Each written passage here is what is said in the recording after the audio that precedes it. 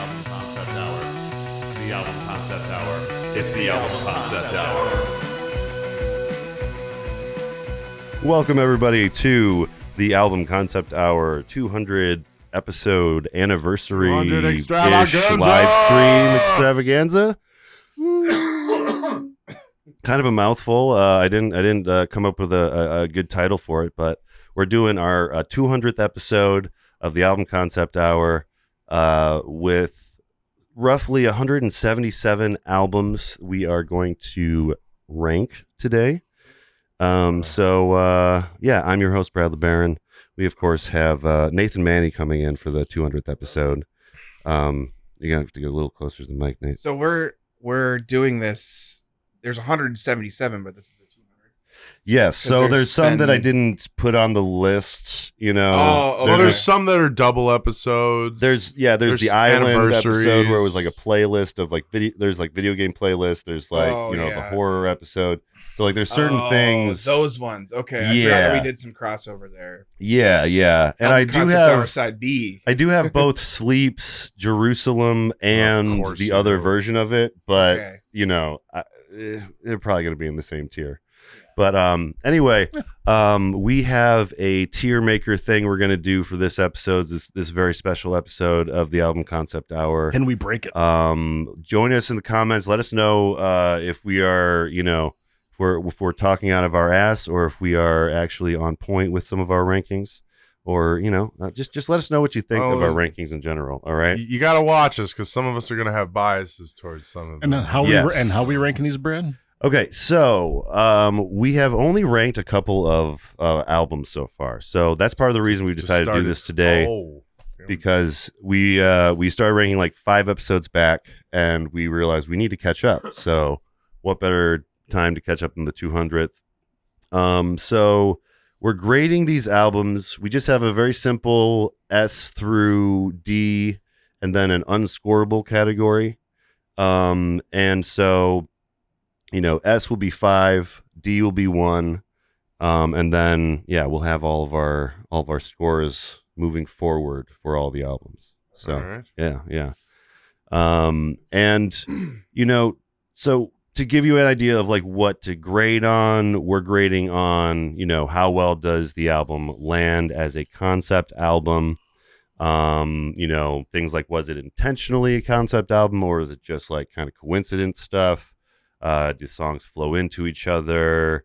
Do they keep the cohesion throughout the album? And things like musicianship you can add into, like your personal bias, of course. Like, you can give points for any number of reasons. You know what I mean? I'm not going to stick you to it too hard, but we do, since we're tiering this together, we do have to come to a consensus as a group for each of the things. Bullshit.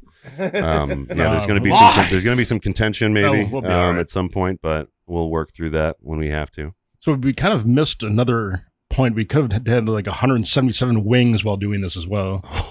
Oh my God. And somehow continuously get hotter. We have to mix different types of sauces in order to Wings is so understaffed right now. They would hate me for doing that. Oh my God. There's like 4 employees in the whole store. Maybe we can. Not great. Well, that maybe they need the business. 724 wings. It's not really the business, but they do not need the business. We're busy as fuck right now. The kids are back. There's going to be some of these albums that I wasn't a part of, so there's going to be some that my opinions on some of these, a lot of these should be taken with a grain of salt. But, so just rank it by the album cover. If we're being honest, based on the album cover. If we're being honest, I'm the only one that's been in all of these conversations. That's true. So there's definitely going to be a few where it's like, this was just me and some guests, and I'll explain what the album is and see what you think, and so this is. One of the important things to mention, though, is this is not how good an album is. We're not ranking how much we love the album. Like, I think that if it's influential on concept albums, that's worth consideration. Sgt. Pepper would get points. I think a few points just for being one of the, seminal ones. Or like The Wall. The Wall, for sure. There's certain ones that inspire other concept albums that get made from that point forward. Like Queensryche, of course, you know. So yeah, we got a lot of albums to rank tonight. We got a lot of beers. We'll get into what is Dave drinking at some point here. But yeah, there's gonna be a long one. I'm telling you that right now. So strap in, and we're gonna try to rank these guys. So happy 200, by the way. Thank you guys 5 years, fellas. Yeah, it's been about 5 years. We're going to be doing our anniversary show late, so this is kind of a earlier anniversary-ish thing too, you know. But yeah, thank you all to our listeners and our viewers, if you're a viewer now, of the only 2 episodes that we've streamed. But we appreciate each and every one of you, Moses, especially for your feedback. Moses Wolfenstein is always talking to me in the Discord and leaving me voicemails, and I appreciate you for that. Good for you. And yeah, you know, here's to 5 more years, guys. Cheers. 5 more years, fellas. Cheers. Cheers. Cheers.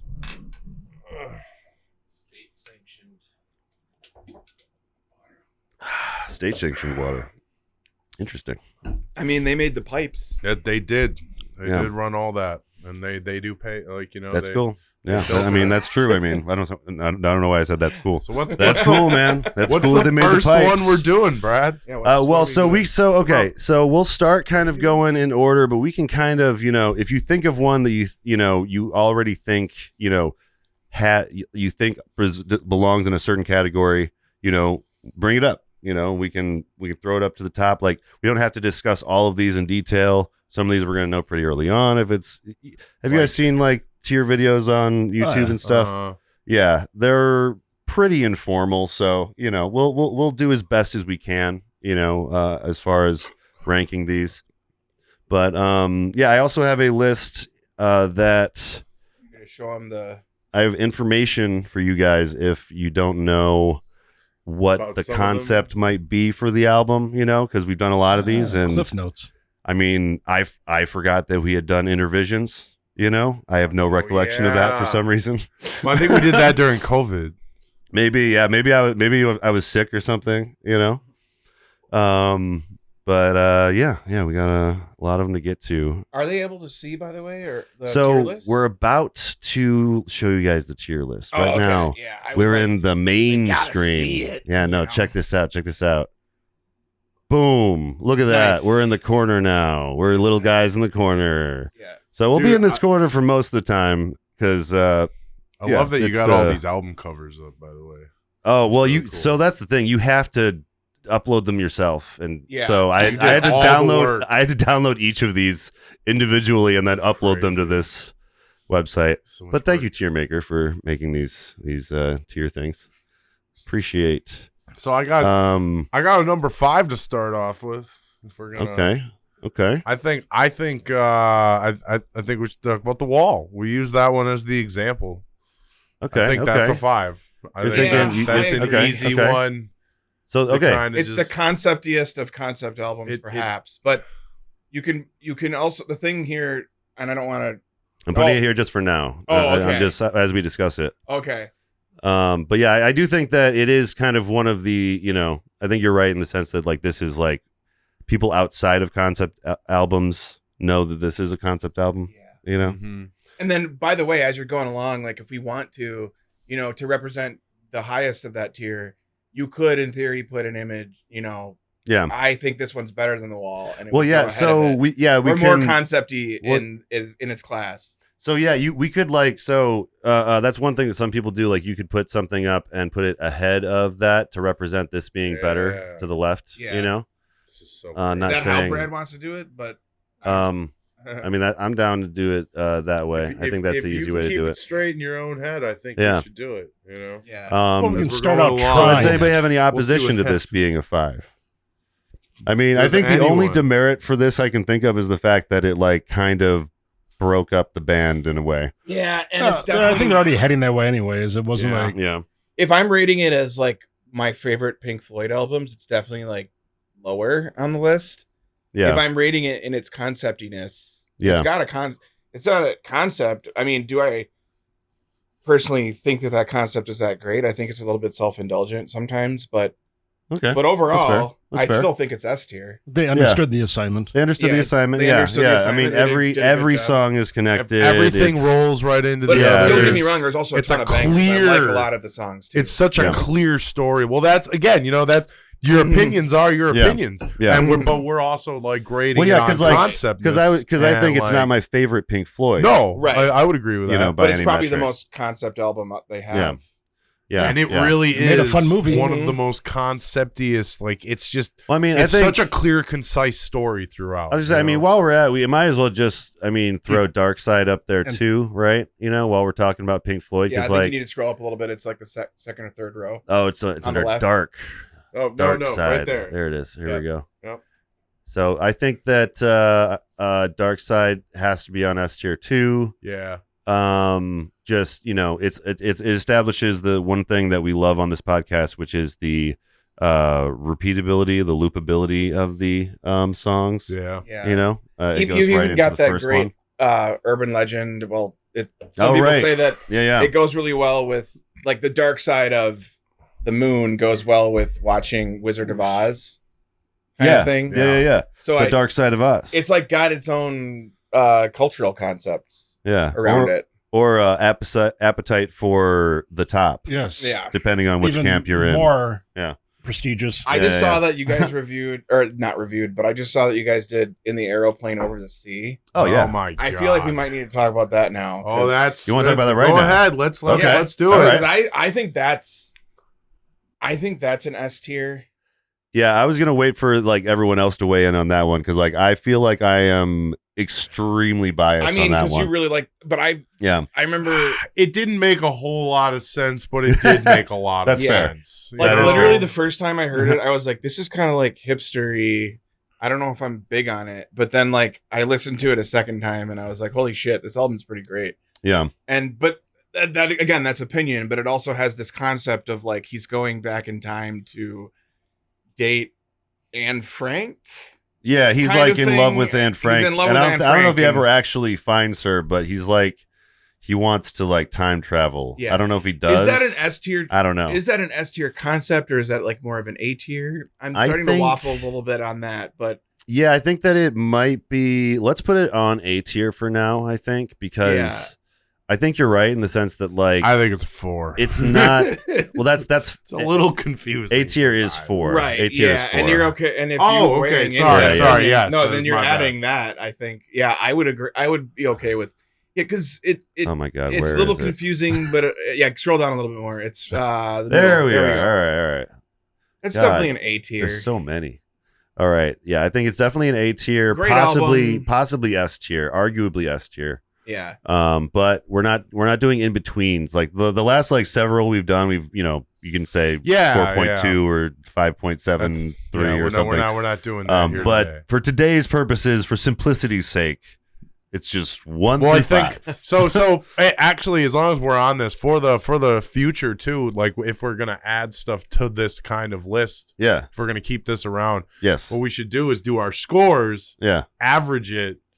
And then that's what we've been doing for the other episodes. Oh, that's great. Yeah. Great. Yeah. See, so you're already on it then. Yeah. I'm done. Awesome. But let's. I was thinking though, we should find ones that Nate has been with us on. So, because but not just that. But I mean, I guess if I see one like I just saw In the Airplane Over the Sea, and that was one of the first ones we did like during COVID. I remember we did the listen through and it was so god awful. I was here for Talking Heads. I had his bow out. I was not even on that episode. There's that one that what's the name of the album again? Remain in Shadow. Remain in Light. Remain in Light. Remain in Light. You're right. Yeah. The opposite of what we said. Remain in Shadow. Oh, what was the metal version? What was that one? It's what we do in the shadows. What year was that?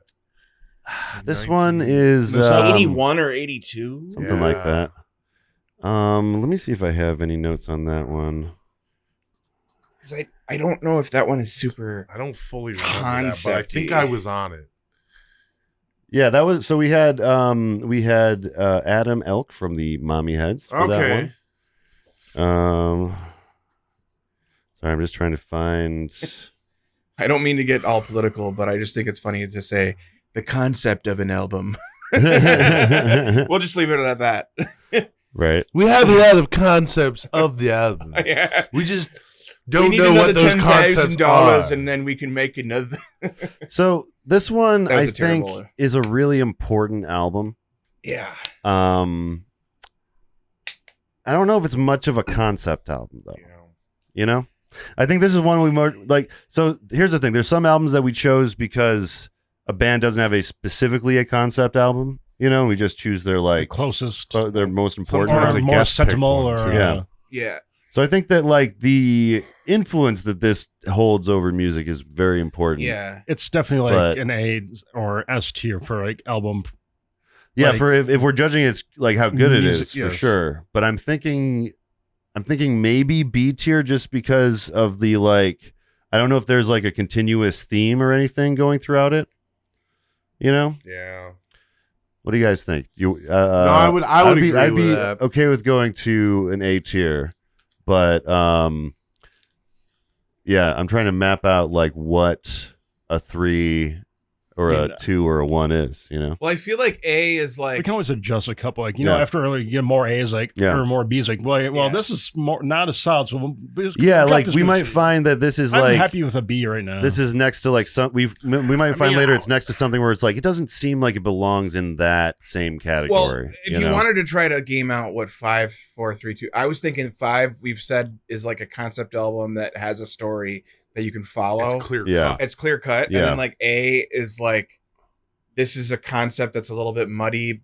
It's a sketch of it's a concept of a plan. Yeah. B to me, it's a concept of a plan. Yeah. B to me is that like tier of like, okay, this might have some coherent themes that repeat throughout the music, and also it might have cultural significance to other bands that started doing similar things. And that is the Talking Heads. And then I think C is like, you know, there might be like a couple repeated themes here and there. Like a half album that starts dropping off. It's maybe not the most influential album ever. Maybe we picked it out of bias, you know, or a guess. Because we liked it. We liked it, or somebody liked it, or we wanted to talk about it.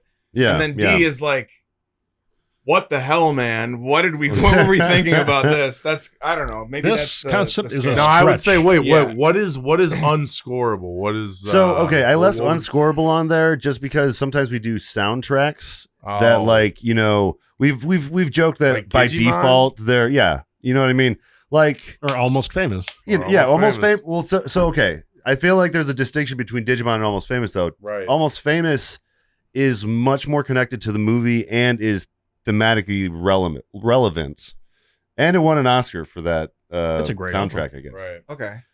So I think that would be something scoreable, but Digimon the movie might not be scoreable as a concept album. You know what I mean? Yeah. But yeah, I left it in because I couldn't decide at the moment. So, yeah, we just had a lot of fun with that one. Yeah. Let me think though. Well, thank you for defining it. Actually, that worked. Yeah, we've done this enough. I think we. It's hard to define it all. You know, it's yeah. Well, we did Voivod together. We also did the Megadeth album. Zilphoid is there. We want to do Voivod quick? Sure. So what do you remember from Voivod? I remember Killing that Technology. It was like that's the technological killing or whatever it's called. I forgot what the name of the album is exactly. Killing Technology. Killing Technology. Yeah. Let me see if I wrote any notes. Someone has to. One. Well, I listen to a lot of thrash, and so it's kind of hard for me to like just on the spot remember this album because, to be honest, not a huge Voivod fan. I do know that Jason Newsted was in their band for a while. I remember listening to this album. And I think that given that it's a thrash album, it's probably concept-esque.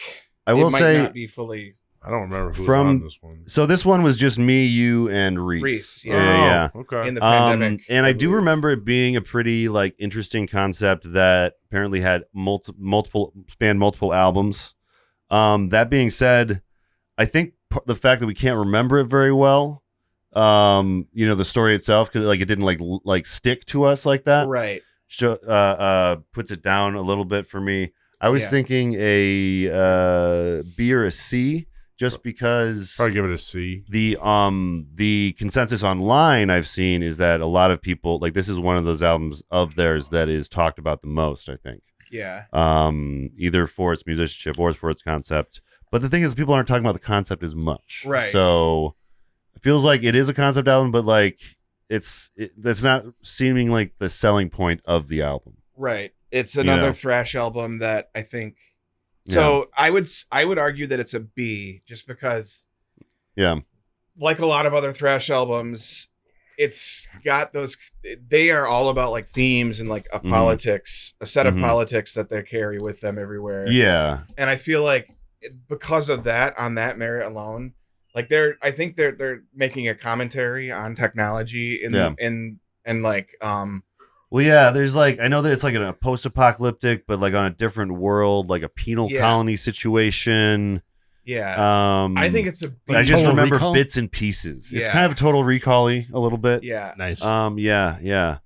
But yeah, again, don't remember a whole lot. So, but it's B. I would maybe a little bit biased that I would maybe eventually bump that up to an A, just because. Yeah. I think that if I maybe I wasn't too intrigued by the story, but it, like I said, B to me is kind of more like these has like a theme throughout. Yeah. So it's a little more concepty than that, but like, yeah, I think B is fair. Okay. This is a tier list. Fuck it. We don't need to like. Yeah, it's not an exact pick science. hairs at the rules here. Yeah. We're kind of making up. What about Ziltoid? Let's get Ziltoid up in this piece. That is, I think I'm going to say, and I'm biased. It's an S tier concept album. All right. Well, I would say it's at least an A. I think it is definitely an A. I think it's at least an A. What is this one again? I can go with that because it doesn't have that. It is a little bit so strung along. And Hyperdrive is one of the songs on it that is. It's not even necessarily part of the. Like, apparently he wrote it about one night when he was too high to like drive his kid to the hospital, and he had like a panic attack. Oh yeah. So, but anyway. Yeah.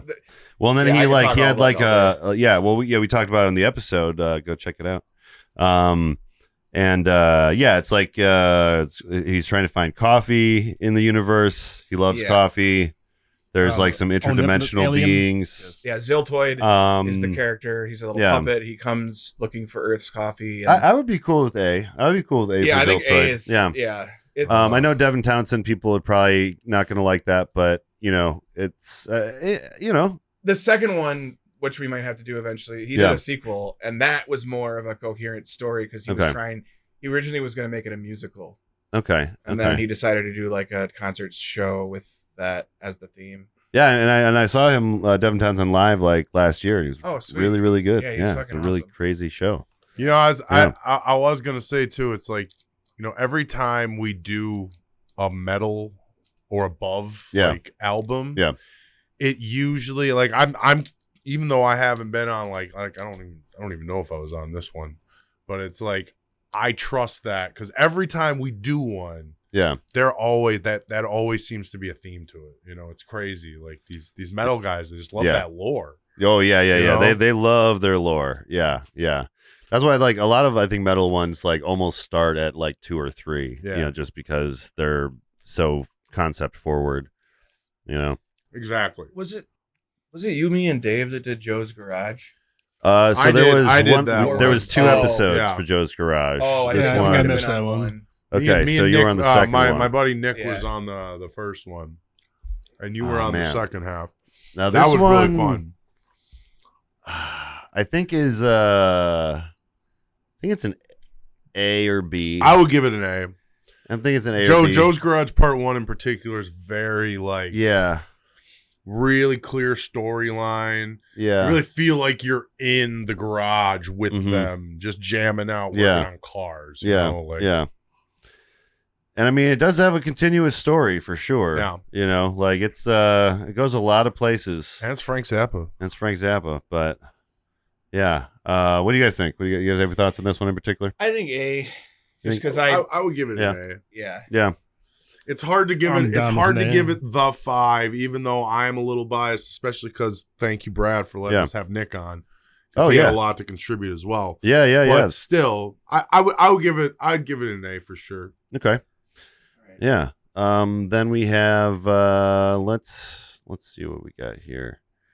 I'm trying to find ones that you've cover on. Oh, that's right. We could talk about Tubular Bells. Tubular Bells. It's on the right in the kind of the middle there. It looks like it's literally just like, is that a tubular bell or is that? I mean, it looks pretty tubular to me, man. I don't know. Yeah, so I'm tubular. I'm coming from. Totally. I love this album. Yeah, but I think it's really like so.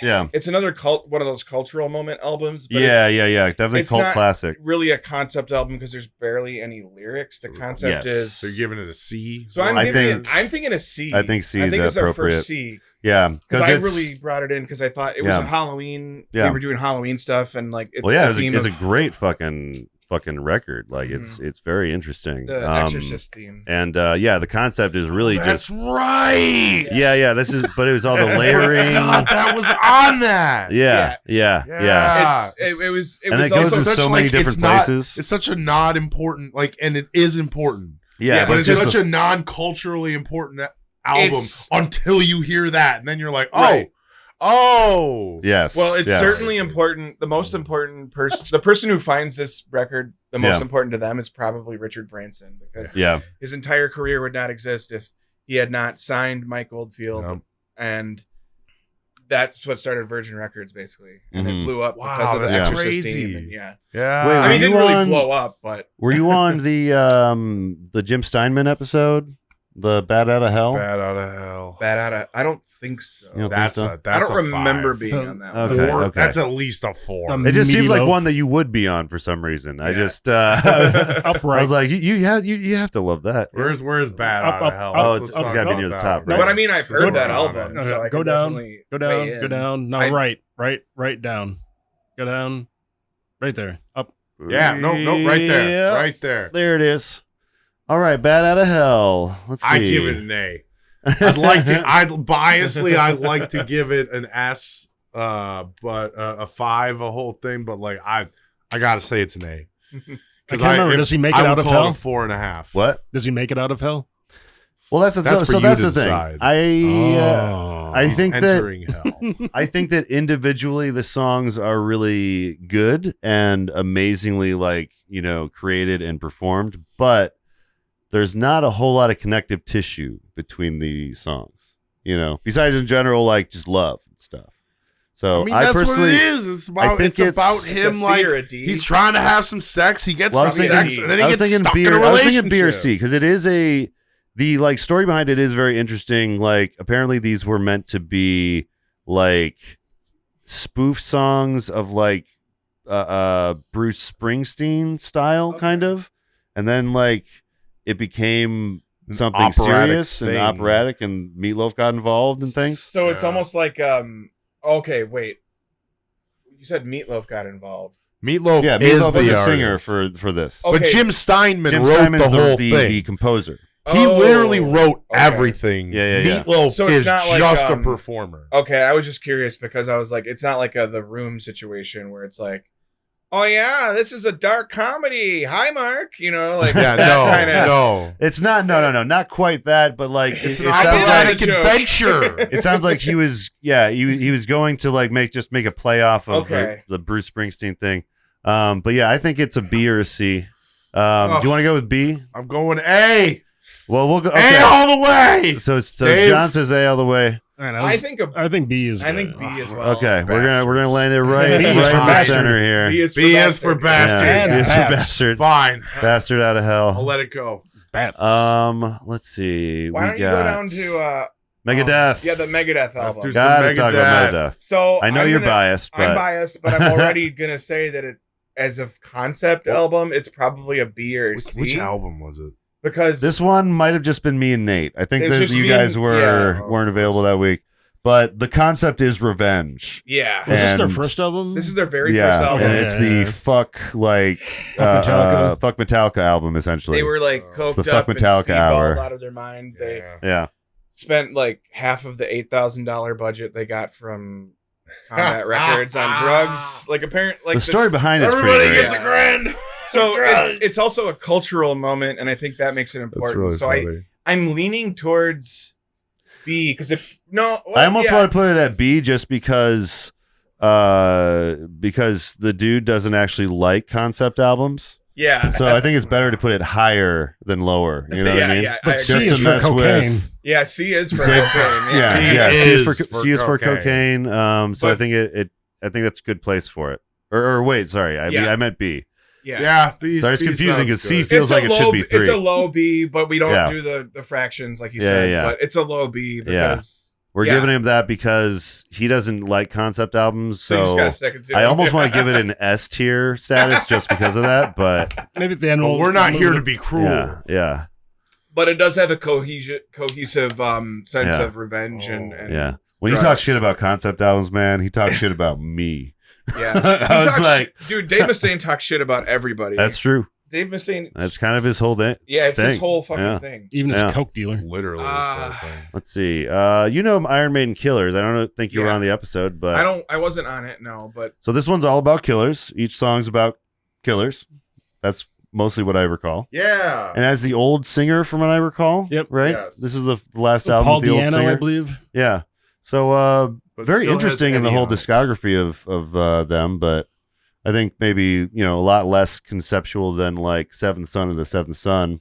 Oh, for sure. Not, I mean, as a whole, but just the fact that all the songs kind of pieced together like a concept of an idea. It's not like a story wise. Yeah, they're not connected stories, but they're all they are all killer not oriented. Like Pink running through all those issues and problems. It's just See, those ones are hard because it's like if we had the in betweens, you'd almost give that one like a B-. Yeah, but because of the non-in-betweens, I don't want to call it a C. I was kind of thinking C. I think C is good. I'd be swayed for B if someone had a good argument. So I'd push it for B. You push for B? Given that Megadeth was bumped up just on a whim there, and the rules are fluid. The rules are fluid. So it's like, if you're putting the Iron Maiden just in like his the head canon is that hour. Megadeth should be in that C. But yeah, I think it's got to be B. It's got to B. put You it. think B? Maybe even put it ahead of the Megadeth album. Yeah. I feel like it's more. Yeah, fuck you, Dave Mustaine. We pumped you up and then punched you down. Fuck you. Just like life. Yeah, hell yeah. All right, what we got next? So much. Chris Gaines. Let's talk about Chris Gaines. That's like because we haven't wrung that one dry enough. We didn't Chris Gaines. You can't we drain covered this well. the album and the goddamn. So S tier. That's S tier. That's S tier. S tier, guys. That's S tier. Okay, that's what I was thinking. We could that screams in my body. Yeah, I mean, I was thinking we'd be unanimous on that one. It was created by a madman. You get everything. You get everything. He created his own behind the music. No one else has created their own behind the music. That was like when Joaquin Phoenix just was like, I'm going to start a rap career, and he showed up on David Letterman with sunglasses, and then he regretted that ever since. Of course he did. It's stretched platforms. I mean, you're at Crispin Glover levels. You're like at This is. Oh my God! Yes, that's who he looks like. He became the character. I mean, he just just depressed. No matter how, or just being crazy enough to say, "Hey!" Yeah, I mean, he Trevor's gonna be proud. No matter how much he tried to be like Chris Gaines, though, Crispin Glover is still way creepier. But. Crispin Glover is weird, crazy smart. No offense, Crispin, but weird. I love his dancing style. Shout out to the fact that the whole reason we did that was Trevor. Oh, and then we wound up covering everything. Dope Smoker, S tier. Dope Smoker. Both versions. Throw both versions up there. Yeah. So it's scroll down. It's to the right. Down. Sorry. You're almost there. There. Both of these. Yeah. Here we go. Hold on. Yeah. Let's bring that up, and let's bring that up. I would say any feelings on any difference between them? So I think Jerusalem's no, Dope Smoker's the one where it's all one track, right? Right. Jerusalem's the one where it's separated. Jerusalem's the one I was on. We did that one during. That's the one with Veronica. Yeah. It was a very gravelly episode. Yeah. Very crackly. I gotta say, I'm biased, but I feel like it's Dope Smoker is an S tier. Are we gonna call it an S tier? And that's because I think we you're should like, just put them both there's not next much of to a each concept other. here. It's just about smoking weed.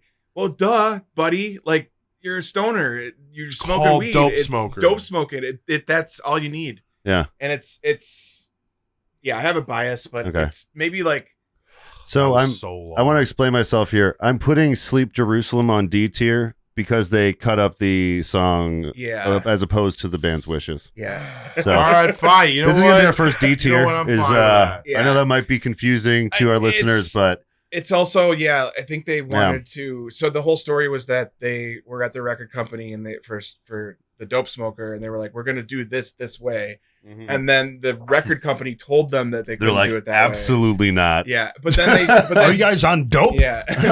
Being completionist artists, though, I think they decided to release that anyway after they got to a different label or whatever. So, yeah. Yeah, I mean that's why I think that's part of the reason it is S tier because of like how much they fought to get that version released, and the album cover is epic. Yeah, and it's one song. It's that's actually that is actually has movements almost. Yeah. It's great. You know, when we first put it in S category, I wasn't convinced, but I think that I am now convinced. Okay. Yeah. I mean, if it wasn't an S, it would definitely be an A. Yeah. I'll say that. Yeah. For sure. Definitely agree with that. What do we got next? Ooh, can I shift topics? What's up? Which one? I got two that are they're like spiritual successors to each other. Okay. Let's do Louryn Hill. Okay. Oh, you want to do Louryn Hill and the Fugees. The Fugees. Pit them against each other. Right. There's Louryn Hill and Fugees. What does that album cover look like? I think it's just their heads in black. Right? Yeah, I'm trying to. Yeah, you're right. Yeah. Is it any further down? This is fun, actually. Did I include the Fugees? It's gone. Yeah. No, wait. No, that's not it. Wait, is that? No, that's Quadrophenia. This is the Chicks. We missed the Chicks. Do we? Band on the Run. Anywhere. Oh, I know we did it. I know we did the Fugees. Yes, but did I make for a picture poll? The picture. Well, if we find it later, we'll find it. We'll get there. Well, I guess I'm glad we did that. Well, Louryn Hill. Yeah. This one's got to be S or A, I think. Right. Like there is a continuous like narrative throughout with the like school scenes, you know, they have those skits. Yeah. Well, I would argue that the Fugees is the same thing. Like they're literally spiritual successors to each other. Yeah, I think they do go hand in hand. That's just another Fugees album. Yeah, you know I think they do go hand in hand. They both do very similar things. They both use a lot of great samples from a lot of different kinds of artists. Yeah.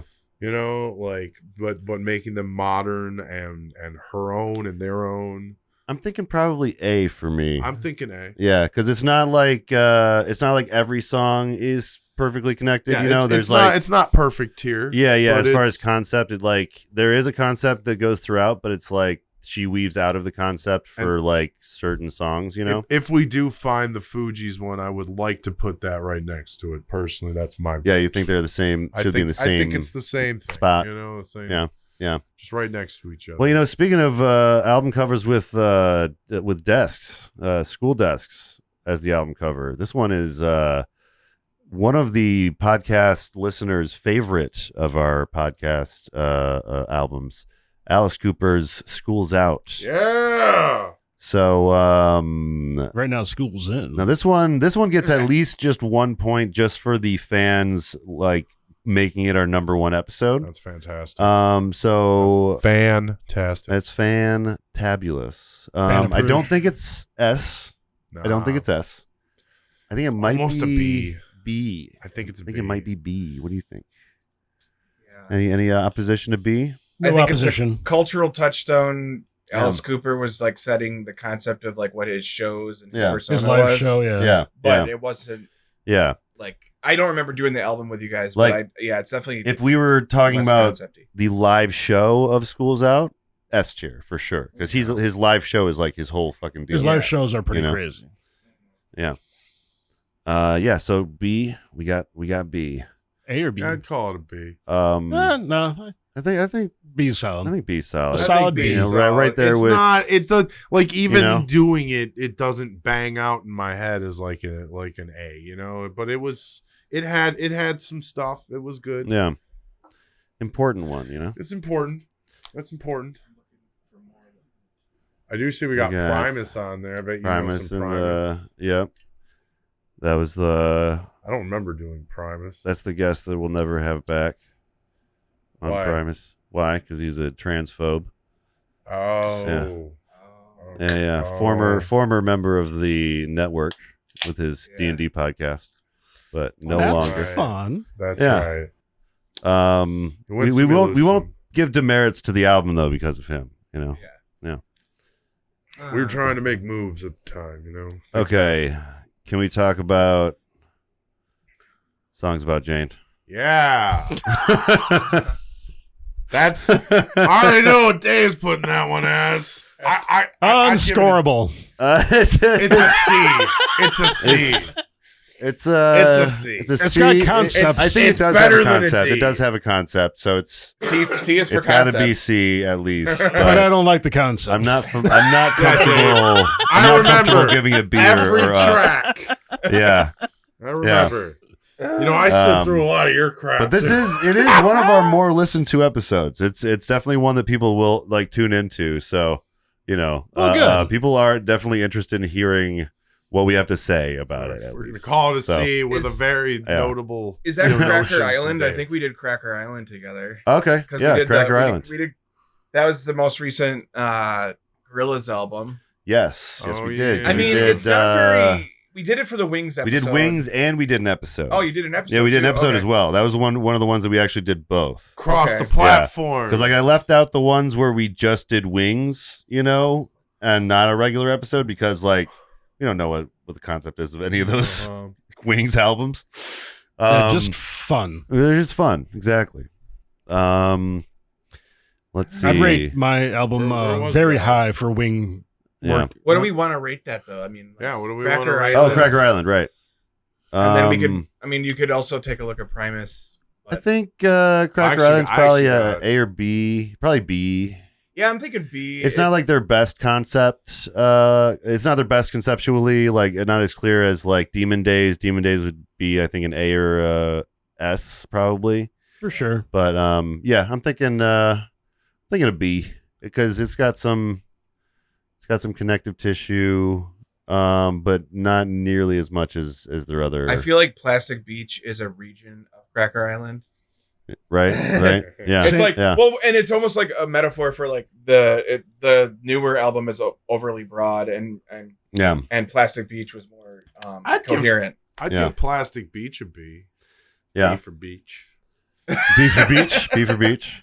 Plastic Beach is probably better this one's going. This one's going B. Yeah. But personally, I think Plastic. So okay, let's do this one. This is Let's get Gorillaz out of the way. Yeah, I know a lot of people think that Demon Days is their S, but I personally think Plastic Beach is the S, and Plastic Demon Beach Days is a very clear concept. Yeah, the concept is so strong in Plastic Beach for me. I think they even did like videos throughout that were like together. Demon Days does have some cohesion, but it's not nearly as straightforward. I think. No, Demon Days is a good freshman effort. Yeah, well, second one is their second album. Was their second one? But that's their first album that was at all like conceptual. It was just Gorillaz, self-titled. It's like the car, they're all standing that's around the it. one with Clint Eastwood. Yeah. We never did that one. So that one was just a collection of songs, not a consistent theme. A Western night. And Demon Days is when they started to do more thematic things. Yeah. So are you guys are comfortable with that then? Yes. A for Demon Days, S for Plastic very Beach. Much so, actually. Yeah. Okay. All right. Oh, so I got another one that crossed platforms in a very odd way. Okay. We did Guns N' Roses. Oh, right. Remember, we did that twice. GNR, Appetite for Destruction. Yes. And we did that for the Sylvester Stallone movie, the one with the trucker. Oh, yeah. We did a Dark Side of, or whatever we call it. His film opus. Yes. Yeah. Over the top. Such a great film. Another truck movie. I think it's more B. arm wrestling, really, but I think it's trucks. It's trucks involved. Yeah, I think it's like right next to Talking Heads, but it's a little bit better. Yeah. And it's in a similar vein as Talking Heads in the sense that like it's a really important album of theirs, a bunch of hits, but not necessarily all conceptually connected. Yeah, I'd say a low B, but it is an Appetite for Destruction. So you're thinking maybe I'm thinking maybe after Voivod. Yeah. You know, before Meatloaf. Yeah. Before Meatloaf. Don't forget to have your Guns N' Roses before your Meatloaf. God damn it! I'll put them all in an Iron Maiden. All right, what do we got next? We got. You weren't on the Michigan. 6th episode, Michigan. Yep, that's the Illinois and Michigan. They're side by side. Do you know that album very well, Nate? I remember us doing that for side B. Yeah. That's the whole inspiration of side B. That's true. Yeah, that's right. Of course, you were on these ones. Why we started. Yeah. By the way, remind me. I should just take all the episodes and put them on. We should do something with them. Put them there and just. I still think we should do something else for side B. We can pick it up. We still haven't done Figure Ohio. Out a different concept. Yeah. We never did Ohio, so we still have one. There's some good songs coming out of that state right now. Yeah. We were holding out for a certain guest that didn't show up, and then we just stopped doing it. I think Michigan is like an A, or even an S, because it's very. It was very coherently. This is a Michigan. Yeah, that's true. This is album. it's like a different kind of concept album that he kind of created, Yeah. A more folk oriented. I would be comfortable giving that a or an S for sure. And put it in S. You think S? Yeah. And then what? Illinois. I think probably A for this one. Is that also Sufjan Stevens? That's they're both. Yeah, these are both part of. These are the two parts of that project that he got out before he stopped the project. So this is going to take way too long. Yeah, I mean we should almost move them both down a peg just because of that. But Can we talk about a guest who I didn't think was going to show up and then did show up? Who? Ron Wasserman. Our good friend Ron Wasserman. Ron Wasserman. Let me find the Power Rangers one. Where is it? Where down are left, you? Down left, right there. There we are. There it is. The Power Rangers, the album, the Rock Adventure. I gotta give it Nest tier. That's me. Gotta give it Nest tier. It's an episode of Power Rangers, and we got the damn composer. We did get the composer on. Nest tier.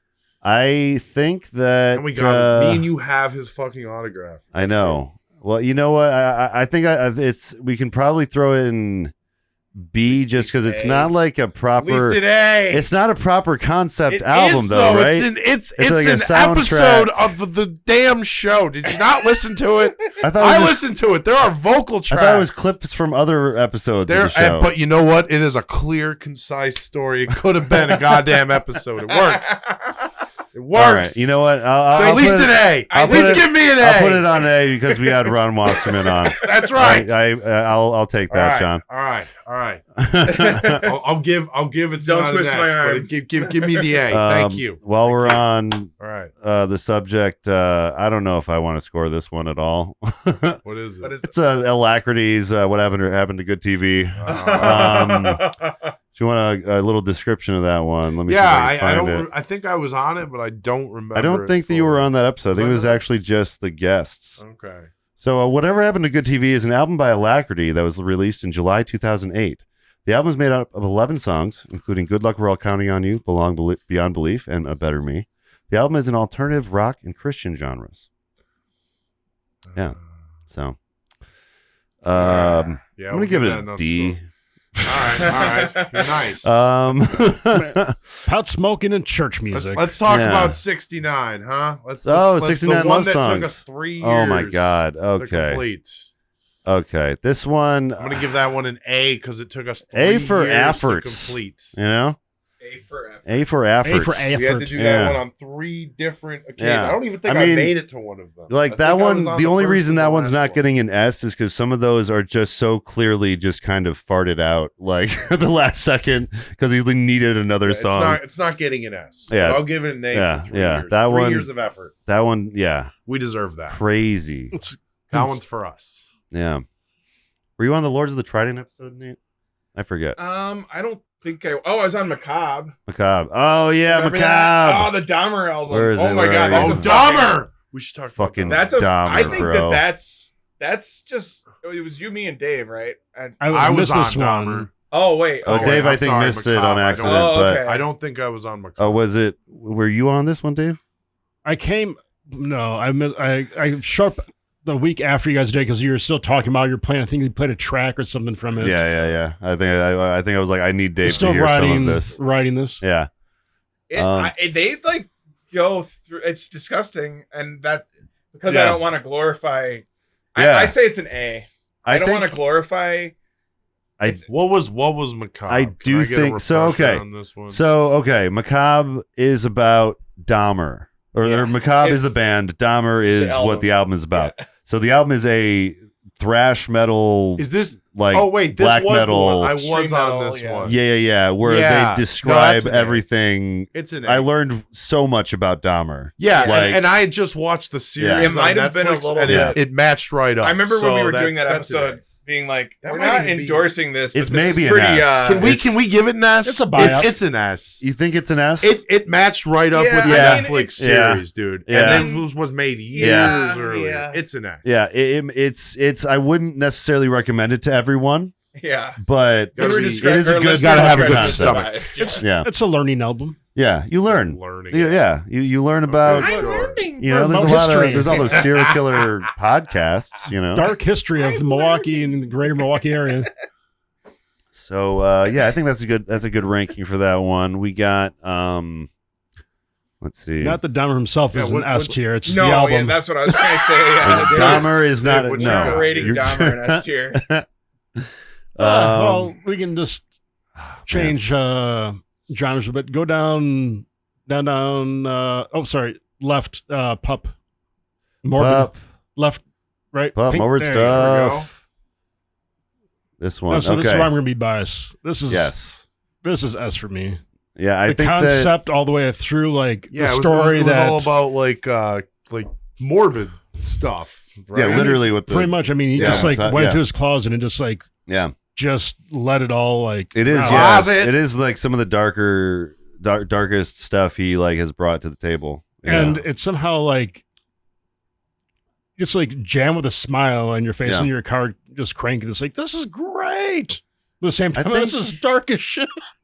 I think it's an A. I think it's like, I don't know, like this one, like I don't need it to be a concept album necessarily for me to like love it, if that makes sense. Yeah. You know what I mean? No, it's a solid A. I think it's a real solid A.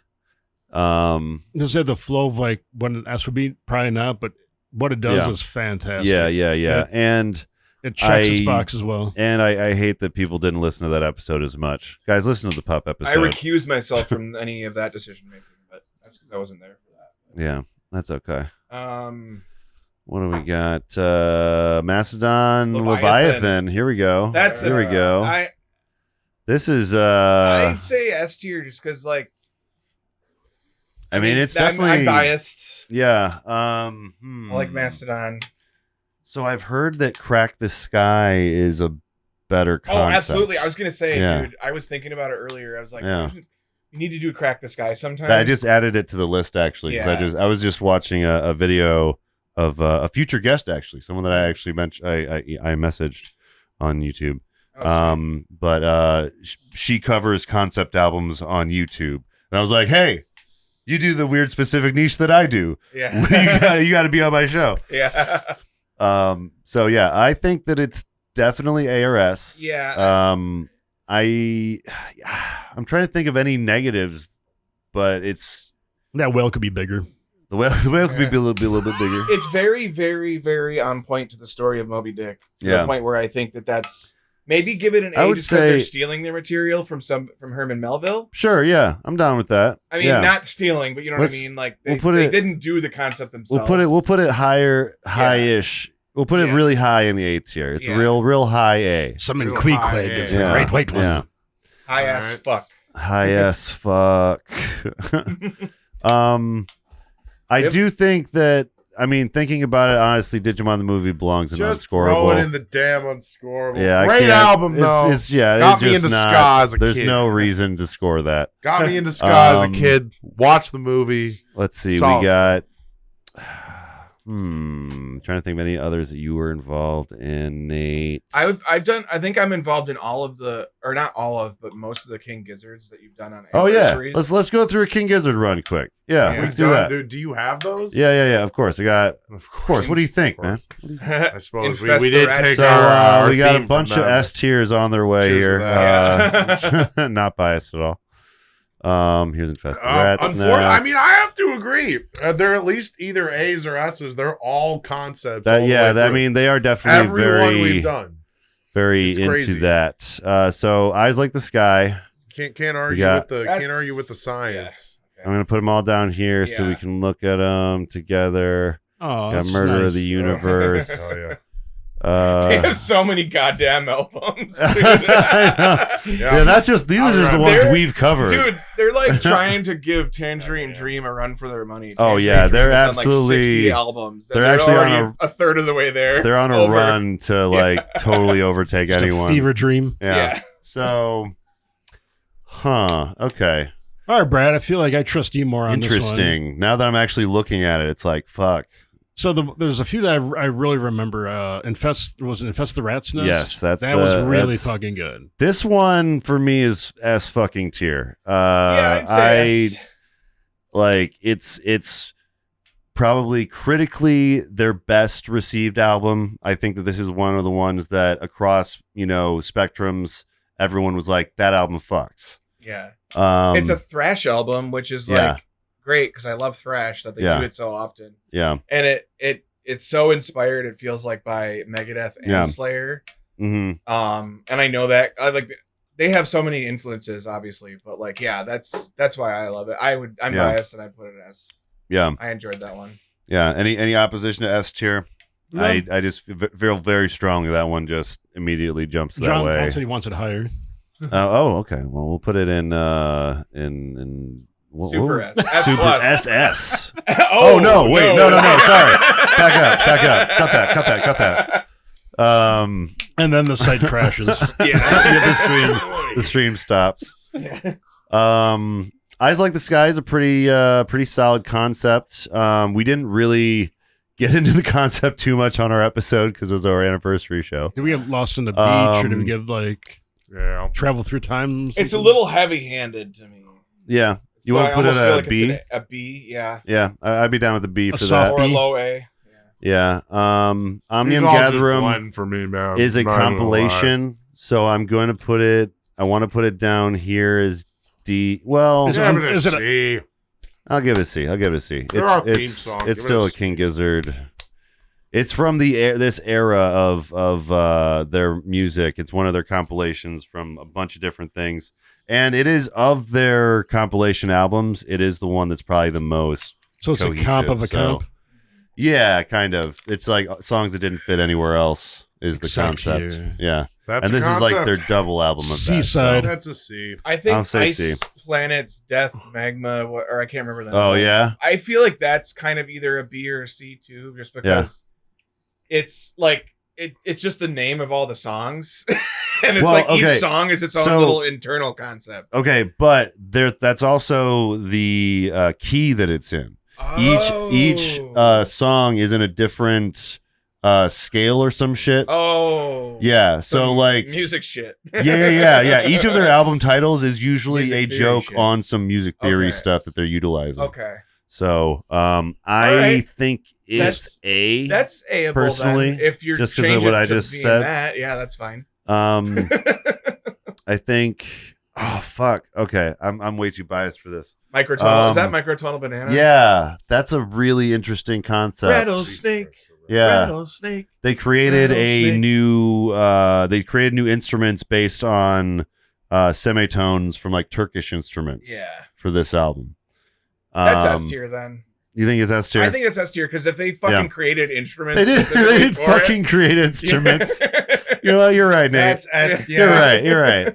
I was being too hard on myself. That ain't a damn concept. I don't know. Jesus Christ. All right. So then we have Petrodragonic Apocalypse, which is the The one with the dragon one. I remember that. That was fun. That was pretty fucking cool. Yeah, let's give that one an A. That's definitely I feel let's put that on an A just to balance things out a little bit. If you want to call it a B, we can call it a B, but I give it an A personally. Well, I think it has a pretty strong concept. It's an A.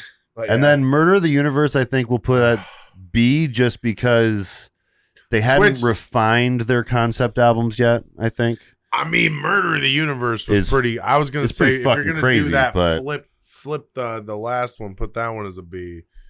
I don't know. I like Murder of the Universe. You like Murder of the Universe more? I thought that was because that was so that was so straightforward to me. It was, but the only demerit I give it, I guess, is that it's like 3 different stories, not just one. Yeah. Yeah. It felt very Isaac Asimov to me. Though, it is, it is very Isaac. Like, I'm comfortable with leaving it at A. But I mean, I'll go with the group on this one, but like, I would almost just flip those two. But I mean, you're right though. I'll go with whatever we're doing. Yeah. Like you're thinking like that. Yeah. Okay. And these obviously aren't completely ordered yet, but we might. Yeah. Well, listen. I mean, we're just here like we're doing it as we got. We're just drinking it. Like 40 in. We're like right a third of the way, maybe. Yeah, we're like 40 in. I just counted. Yeah. Okay. Tight. We're getting there. What do we got next? We got. Let's do some peanuts here because I think some people would do that unscorable, but I would call that I want to give it an A. Oh, I'm so sorry, dude. Sorry, you're getting excited about a good album. Christmas. Peanuts Christmas, yeah. That's so concept-y. I'd be willing to give it a and it's got the movie, and the movie's very much part of it. There is the movie too, yeah. I'd say it's a. I think it would be a B just because a B or small C. Yeah. I think it's B or C just because like there's no words or anything. You know what I mean? All right. Well, it is all Christmassy for sure. There but is no. It's jazz. No, it is. Well, there is the one song. Oh yeah, you're right.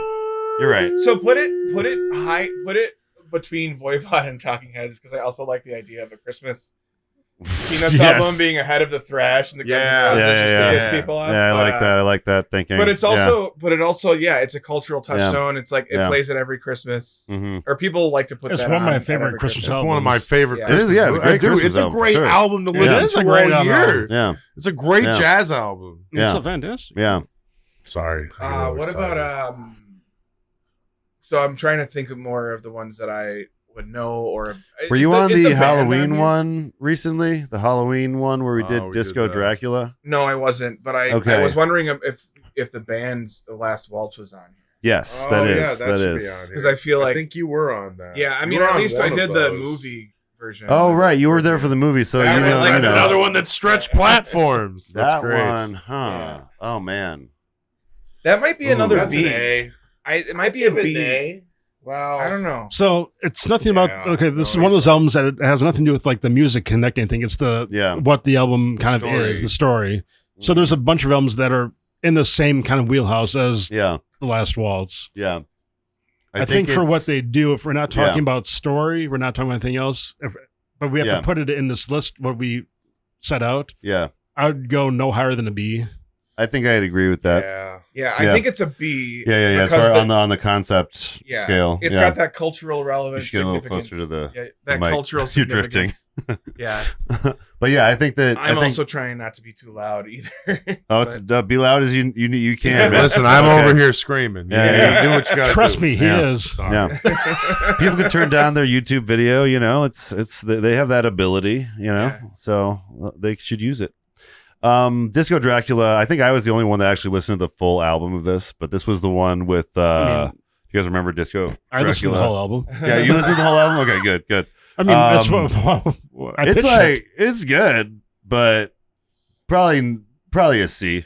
Oh no, it's definitely it's campy and it's fun. This one. Was I on this one? We did the video. We didn't do the entire album. But I want to include it just because the entire album is a concept album, but it was just like a foreign concept album. There wasn't enough to like talk about a full episode, So we just picked a couple of tracks, 2 or 3 tracks, and we made like the full Halloween episode with a bunch of random Halloween type songs. I almost want to leave it there, like because that's where like a B horror movie would be, We're giving out Bs an A is like candy. I feel like we need to... You know, it's hard. Again, I got a good C actually. We do always say concept albums are high effort albums. I got a good C though. Right there. What is that? Alanis Morissette.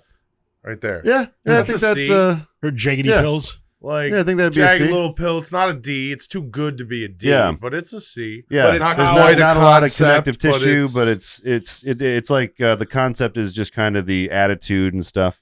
The concept is like, hey, I'm Alanis Morissette. Plus, we had Brad's mom on, and she pulled it off. Cool. Yeah, I've been listening to all this underground girl power shit, and I'm about to make it into a pop masterpiece. Yeah. What about Paranoid by Black Sabbath? Yeah, let's do it. I would argue that that's kind of a C because it's up. There it is. I would argue that's another C, like maybe a high C. Yeah, because it's so like tasty. it's a tasty, popular, great. I would put it between nice tasty orange drink right there. That's a don't good talk spot about for the him. other album. I just wonder about the album cover because I've always been intrigued by that album cover. The album cover is very cool. Somebody like wearing like LARPing clothes and holding a boffer sword, but it's like it's like triple exposed or whatever. Yeah, it's weird and yeah. But it's great songs and they have like I think good themes. Hold on, Scott was in the chat. My brother Scott. Scott says that we have to put Ziltoid the Omniscient in S tier, and I have 5 Earth minutes to do that. That might have been longer than 5 Earth minutes I'm sorry, ago. Scott. I'm so sorry, Scott. I wasn't looking at the do chat. That. We won't compromise our principles. We have to leave it in A for now. If you give us another message in the chat, Scott, we might be able to bump it up. All right. I'm holding the chat hostage. Make it perfect. Or unless can you drop off some coffee for us? Oh yeah, if you could drop off some coffee. I got 2 D. I wonder if he texted me. Hold on. No, he didn't text me. Okay, I got 2 C or D tiers. Okay. What do you think? Let's do Van Halen. We got 2 of them. We I do think concept, if I'm not mistaken. I would say, I think that Van Halen the intro and outro. So this is 5150. Yeah. And this 1984. Where did I just right there? Top row. The baby. I think that 5150 is a little more concept-y. Yeah, give that one a C. Right? Yeah. I was thinking I was thinking and then 1984 is just a D. The concept of Sammy Hagar's in the band now, and that's what I was thinking. And it's like now it's not about ain't talking about love, but now it's like, why can't this be love? Yeah. Like it's a shift in the personality of the band in a lot of ways. A shift in the sound. Yeah. I would agree. And it's got a bit of that concept of like, oh, Sammy's got more like keyboards and shit involved. And then I think although this is an amazing album, it's certainly not a concept. It's not. That's why it's not unscorable. Man, but it's no one puts baby in the corner. We just did. Yeah. We're gonna put him right in the. We're putting baby in the corner. Did. Yeah. And then we have, of course, Iced Earth, The Glorious Burden. That's unscorable just because of I might agree with that. No, we're not here to judge the actions of one person. Of one person that was at January 6th. There is a concept. I do remember this one. Yeah. It was pretty cool. All the wars, all the political But struggle. with the context, it's like it feels dirty now. We're giving it a C. It's an unscorable to a C. I would say let's give it a C. I'll give it a C. We'll give it a C. It's clear. It's concise. It is a concept. Almost even in order of time, to be honest with you. Unfortunately, I don't have a January 6th category. Right. Otherwise, I just throw it in that. Boycott. We did it before that happened, though. I think that helps anything. Jetsons the movie soundtrack probably Which unscorable, right? Jetsons the movie soundtrack. I mean, that one, but it is the movie. See, I do think the whole thing was a movie. Yes, there is a movie. We did a trilogy of cartoon movie soundtracks. Is that like a straight to VHS? It's not unscorable. You don't think so? I mean, it does have some original material. It's a C. It's a C. You think it's a C? Interesting. Yeah. Okay. Oh, hold on. That's Hello Goodbye. That's not what I want. It's a C. You think it's? I think it's. I think it's probably every a D. song is in the movie, and most of them are incorporated. That makes it a C. Yeah, but that's a soundtrack and not necessarily a. But again, Digimon is unscorable because every song is just in the movie. Most of these songs are incorporated. There is one of the songs. I will give you that. One of the songs.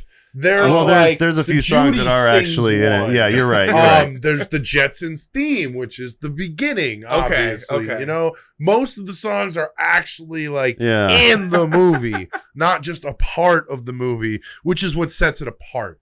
So again, I wouldn't give it an S class. I wouldn't give it an A, but I'd say C. I'd give it a C at least. So and it's the Jetsons. I'm thinking. You know? So okay, that rap is Transformers killer. The movie soundtrack. We put the sprockets and the lockets and the crockets and the something ockets. Can anybody see? Oh yeah, man, you really remembered that one. I like how I don't remember it as much as well as you do. I think. Hey, well, listen. As long as we're doing this, let's do Transformers. Well, that's what I'm trying to find right now. Trying to find where did I put? I can't believe you didn't get that one. That's such a great. No, I have cover. Transformers on here. I saw it on the list. I'm not seeing it now. Everything's been moving around. That's a good point. Where did you go, Transformers? It probably transformed into something else. Oh, good point. More than meets the eye. Yeah. There it is. There it is. All right. Transformers, I think. That's an A class. I think it's an A. I don't know. I think it's an A. Those are some great 80s. This is how I feel. That is for grade A 80 songs. They basically created another Van Halen for this album. That's great. They just created their own They're like, Van Halen's too expensive. We have our own Van Halen at home. And then they made this album. Sweet. So yeah, I think that's solid. I think it's a solid listing for that. If you give it anything less than a B, I'm walking out of here. Let me tell you. It's okay. Let's talk about interesting albums. Christmas in the Stars. Star Wars. Christmas in the Stars. Yes. Our first episode with Andy Merrill. Andy Merrill, a.k.a. Brack. And I will say I was shocked. I had no idea this existed. Because I thought at the time I was a pretty big Star Wars nerd and had weird trivia knowledge and all this shit. When he popped this, I'm like, this existed? Yeah, that's never seen the actual special. The special's great. No, I've seen the special. I did not know this fucking album existed. Okay, this is like the Christmas special of albums. Yes, you know they want to hide this and bury it. And we did the Peanuts. Yeah, let me tell you. To give comparison for the Peanuts, we have them at. I mean, they got C-3PO on there. B tier. That's at least B. Anthony Daniels will do anything that's Star Wars related. But I will say, he's still. I think that it's a C. It's the levity. I think it's a C at the most, probably, right? You're giving it a B. It's pretty. I'd give it a B minus. All right, I'm okay with giving it a B. Wait, Dave. What do you think, Dave? You're saying is that too high, too low? Are you saying C? Which direction are you thinking? Are you giving it anything less S than tier? S. You know what? You're right. You know what? All right. Fuck convention. I'm down. Christmas in the Stars. It shouldn't exist. It should not. It shouldn't exist. It's S tier. But it exists, and it's here, and it's forever there, and it's the reason we have Django Fett. Anyway. Okay, here's one that none of you were present for, so I'll mostly just score this on my own. This is Ribbons of War. It was with Matt Carroll from the Marvel Cinematic Universe podcast, and it's a really, really good concept album that not a lot of people have listened to. So I think that it is at least an A. It's a very unique indie concept album, lesser known. So that's how I feel about that. If any one of you want to arbitrarily take it down, that's fine. But I feel like it's an A. What about Animals, Pink Floyd? All right, more Pink Floyd. Here we go. Where we at? Might have exhausted all, and I'm probably gonna have to go in the next 5 10 minutes. Yeah. And when Nate goes, we'll take a quick break. By the way, but Animals. I feel like Animals and Wish You Were Here. Yeah, you could grab those together. We could do those really quick, and then we could take a break. I think Obscured by Clouds is probably a C or B, right? I put it a solid C. I mean, solid C. You can push me and make me think it's a B, but I think it's a solid C. Yeah. It's not. It's like it's barely a concept album. It's more of a soundtrack to a movie. Maybe I'm biased, but "Wish You Were Here" I think is like S tier. It's my favorite Pink Floyd album personally. Maybe not S, maybe A. It's a solid A. It's a solid A. It's definitely a solid A for sure. But I like the fact that it's sort of like the bookend on the Sid era. Yeah. And it's about Sid. Yeah. And Sid came to the studio and was like, "This music sounds old" or something. Yeah. He said things about it, and I don't know. He was being fully Sid. He was fully being Sid at the time, and it had and no one recognized an impact on what the music was about and what it was like. So I think that because he was like balding and he was wearing like it was like I saw that there's pictures. I think I completely agree with everything you're saying, and I think that it definitely is an A tier, and it's one that I listen to more than probably any of the albums of theirs. Yeah. But I think after we covered Animals, I realized that Animals is a better concept. Yeah. Like the concept that we got out of Animals was one of the more interesting conversations we've had on the podcast. It's the precursor to The Wall. It's definitely S tier. I think it's better than The Wall personally. That's kind of how I feel. I feel like this one is up there, at least, in that pantheon. Yeah, next to Dark Side at least. And then B tier for Wish You Were Here, and then Obscured by Clouds. And that's all we've covered for Pink Floyd. Next we're going to be covering is it like Metal? Omagama or Metal? It's either Omagama or Metal. I keep on forgetting. Omagama. I just checked. Mother's Heart Milk or no? I think you might be Adam Mother Heart. Adam you might Heart be on Mother. Metal. Adam Heart Mother. I think it's Adam Heart Mother. Oh, really? Okay. I think it's Adam Heart Mother. You're going backwards. We're going backwards. Wait, yes. so you've already done Metal then too, and we haven't rated that yet. No, hold on. I was just talking about someone with this. Let me go back to that conversation. Oh no, it was Moses that mentioned it. He said, "Did I somehow miss the Metal episode? You were talking about Adam Heart Mother on the last episode, but I could have sworn that your last Pink Floyd was Dark Side." And so it is Metal. Metal is the next one we're doing. That is actually okay. So I amend what I said earlier. I said "Wish You Were Here" was my favorite. Yeah. I think Metal, despite the fact that there's the one song "Seamus" that I don't care for because it's just like a ditty of singing with the dog, and that's cute. No, it's fun, but it doesn't really. And it's not on very multiple concept-y, listenings. It's like okay. I will cut you into little pieces. These will cut you into little pieces. The first time I heard that track, I'm like, this is what? Yeah. And the fact that they called it metal before, but whenever I say that, I think metal, and it's very heavy. It's a heavy in certain senses. Yeah. It's cool. Yeah. It's a cool album. Yeah. I'm excited to get into it in a more in a bigger sense. If it were here, it would be S tier for me. At least pop off that would be probably an A or B because of the concept. At least pop off that Operation Mindcrime. Operation Mindcrime. Mindcrime. S tier is That's fuck. An S tier. To me, that is the definition of a concept album. I put this ahead of The Wall personally. I would say it's number 2. You think it's between The Wall? I think The Wall is our example. Okay, it should. Well, yeah, Wall is definitely the most the most concept. I'm sorry, it's just like that concept. Is.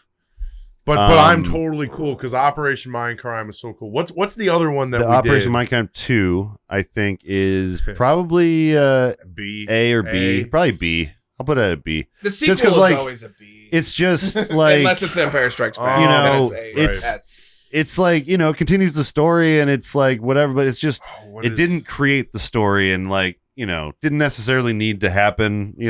Yeah. What was the other one we did? Seventh Son of the Seventh Son of the Seventh Son. Yeah, that one is. So I'll be fan. That one's a B. If that's S, I'll give it an S. Do you have all of the Wings albums that we've done? We did not like literally because I know. So the ones that we only ate Wings with. I didn't like. That's okay. Like Stone from Baroness and Stone from Baroness. I didn't include. Although you did explain a lot. Yeah, it was the most conceptual of the Wings episodes, and it's not an actual concept. It's probably not a very concept album. I was just asking just to see what we have left that I might be able to.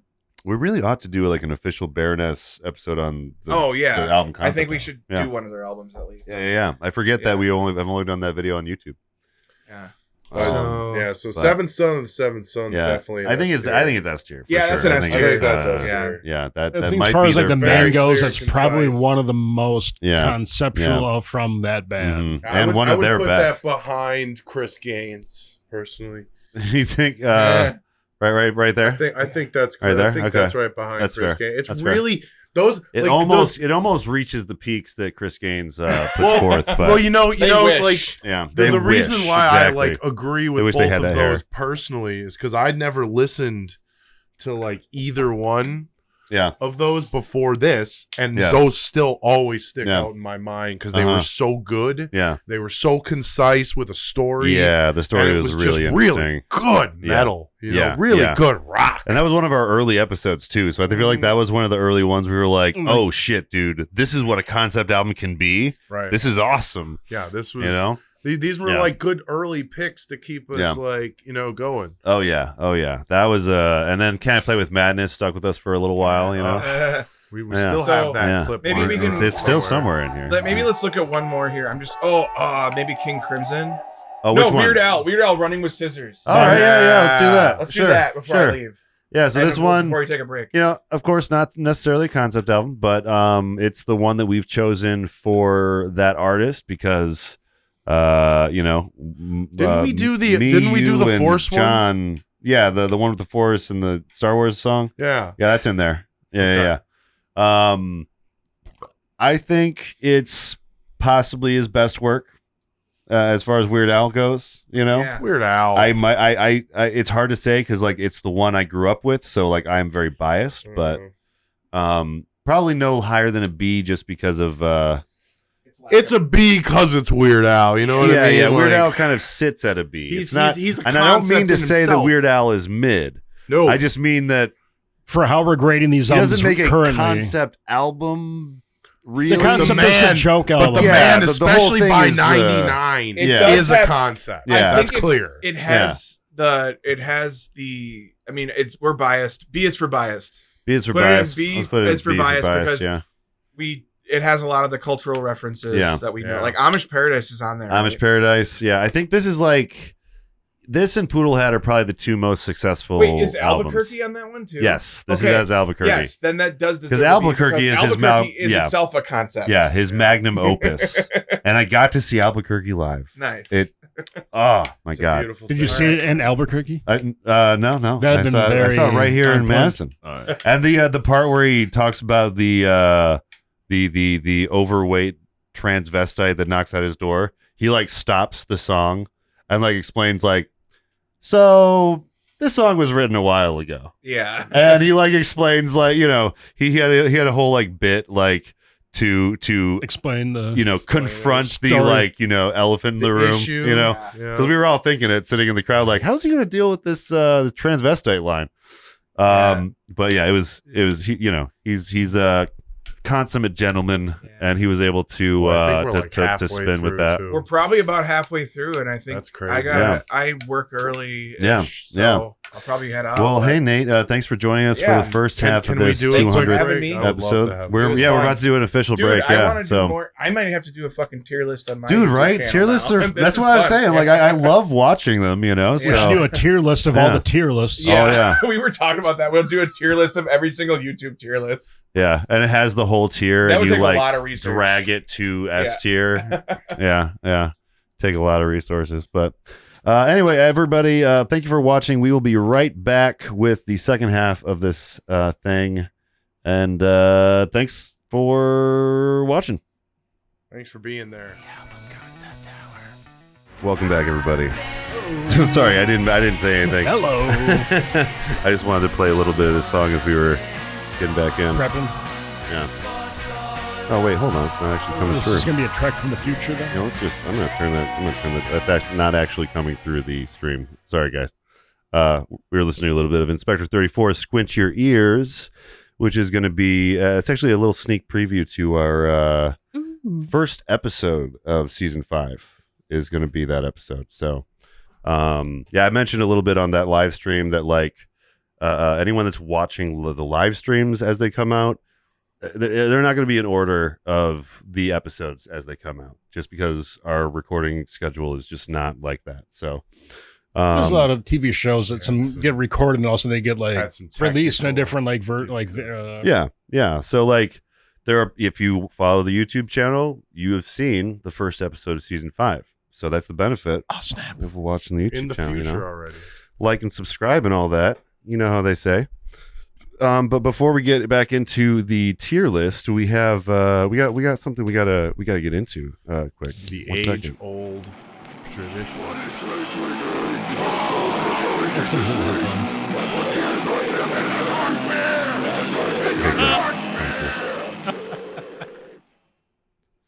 That's right. We are doing What is Dave Drinking? And that's the part of the podcast where we go around and we find out what everyone has been sipping on tonight.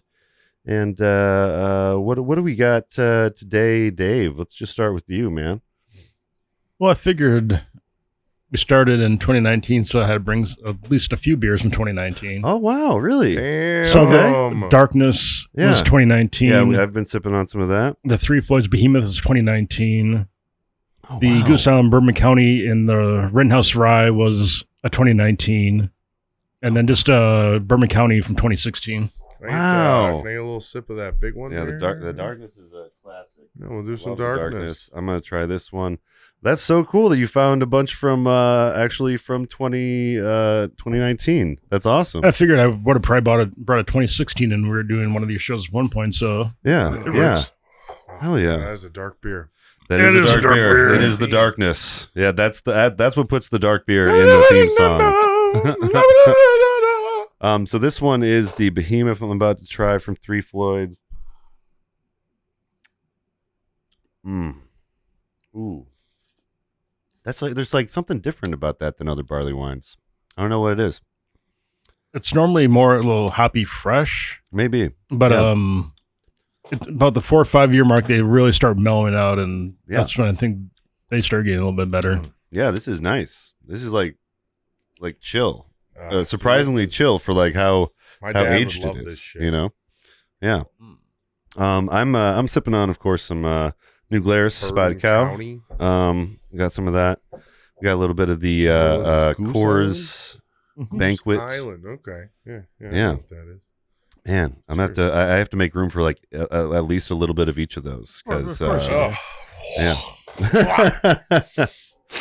I'm not there yet, fellas. Oh, I mean, hey, you're trying it, John. I like that you're trying it out. You know, you have to build the kind of palate. And that's what Vern says too. Yeah, you know? It is part of the process. Taste. Yeah.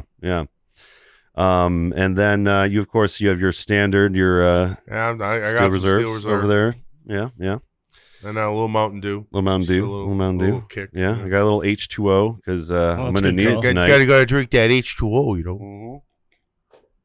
I'm going to be having all these 2019 beers, man. Man, that's great. That's super cool. Behemoth, and then this one's what I'm going to try next. 2016 Bourbon County. Bourbon County. Oh, man, Dave, you're really treating us today, Dave. You're really treating us. I love this. Awesome. Bring something in. Well, that's Take another drink there. Yeah. Do it. While we're still in the segment, and then we'll get back to our tier list. Cheers to 5 years of What is Dave's Drinking. Cheers to 5 years of What is Dave's Drinking. 5 years of the album concept hour, and still having Johnny G on What is Dave's Drinking. Yeah. What is Dave's Drinking? Yeah, we had that segment like ready to go, like before the first episode. Lasted, and it's still great.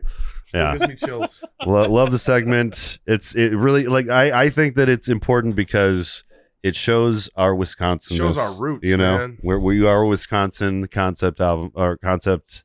That's right. Podcast, and I think it fits. All right. Yeah. Anyway, that's what is Dave drinking. Is there a good drinking album? So drinking album, you say? Let me think. I don't think we have any of those. Well, I mean, there's got to be at least one that's about drinking. I don't know. That's a good question, actually.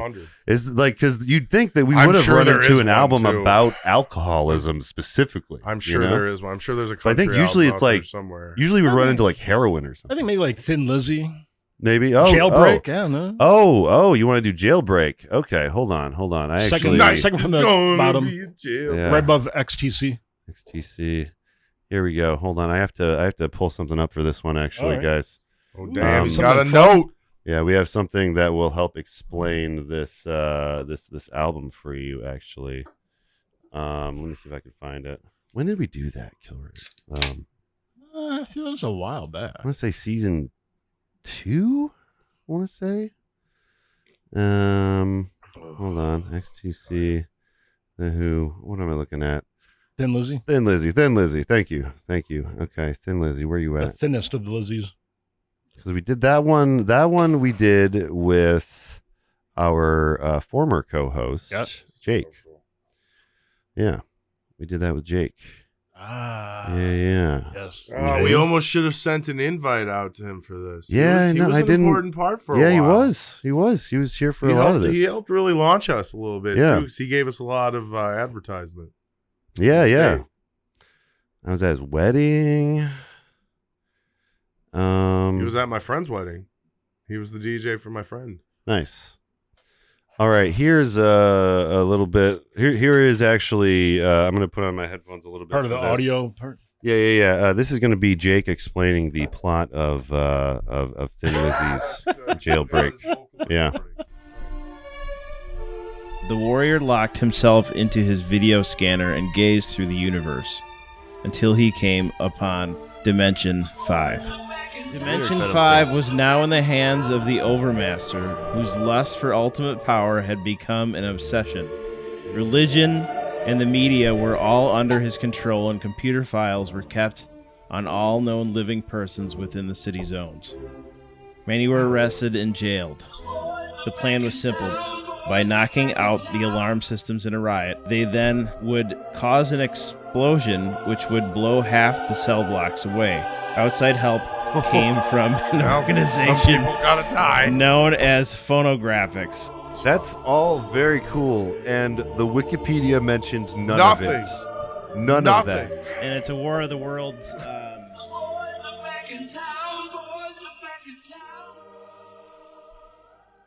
Oh, wow. So that's the plot of Thin Lizzy's Jailbreak that you find in the sleeve of the album that we had no idea until we were recording. He just read that out to us. I was like, what are you talking about? I guess I had it on my... I don't know. I must have missed that, like, actually on the product itself. I think everybody missed it. I don't think there's like, it's not like we said, it's not on the Wikipedia page. Like, they don't discuss it. So, that apparently is somewhat high concept, turns out. So I think it depends. It belongs at least an A just for whole description. Just for concept alone. I mean, they really, like, I love that they put the concept forward in the album sleeve. You know what I mean? Like, they have this whole, background for the concept. Like, it's really great. So I think it's A. I won't disagree. I mean, I don't think it's quite as Thin Lizzy, and then that was just such a out of the field curveball. It was like I was just thinking it would be like it bashed my head. I did not see that coming. Yeah. Was that the first time you heard the album then too? Yes, definitely the first time I've heard the album all the way through. Like, I've heard several songs from the album, of course. Like, it's one of those famous albums, but like, it literally wasn't until Jake read that out from the liner notes. I was like, what are you saying to me right now? And it went from a it's like C level to immediately A or S tier after I heard that description. So, that's Thin Lizzy Jailbreak. Really, really interesting album. We do have Hello Goodbye, Would It Kill You here. I don't know if you guys read that episode, but I gotta. Oh, I'm sorry. Go ahead. Kind of I was just trying to think if I was on that album or not. I think it's probably a. What? I'm gonna put it as this album. So okay. Hello Goodbye, Would It Kill You? We had on Dustin and Cynthia. This album they played at their wedding. They went to the concert when it was touring this. It was like, they kind of came on and it was a very sweet episode about their meeting each other. It's definitely I give it a C. I think I'd give it at least a C just for that aspect. But it is kind of, it's Hello Goodbye's second effort. And it's a real growth from their previous album. So it's like it was a drastic kind of change without all the auto-tune and all that stuff. It was a really good, a growth, but it's not, strictly speaking a concept album. Yeah. So I got another good Sorry, C. Dustin. What? I got another good C. Okay. Cheap Thrills. Cheap Thrills. Okay. The Big Brother and the Holding Company. Yeah. It's up here. It technically should be a D, but because of the album cover, which I covered extensively. Oh yeah. In the album itself. Yeah, I would agree with that. I would give it. You can put it on the lower end. You can put it on the lower tier if you want. Maybe right next to Alanis Morissette. Yeah, maybe. like you put them girl powers together. Yeah, like there we go. I like that.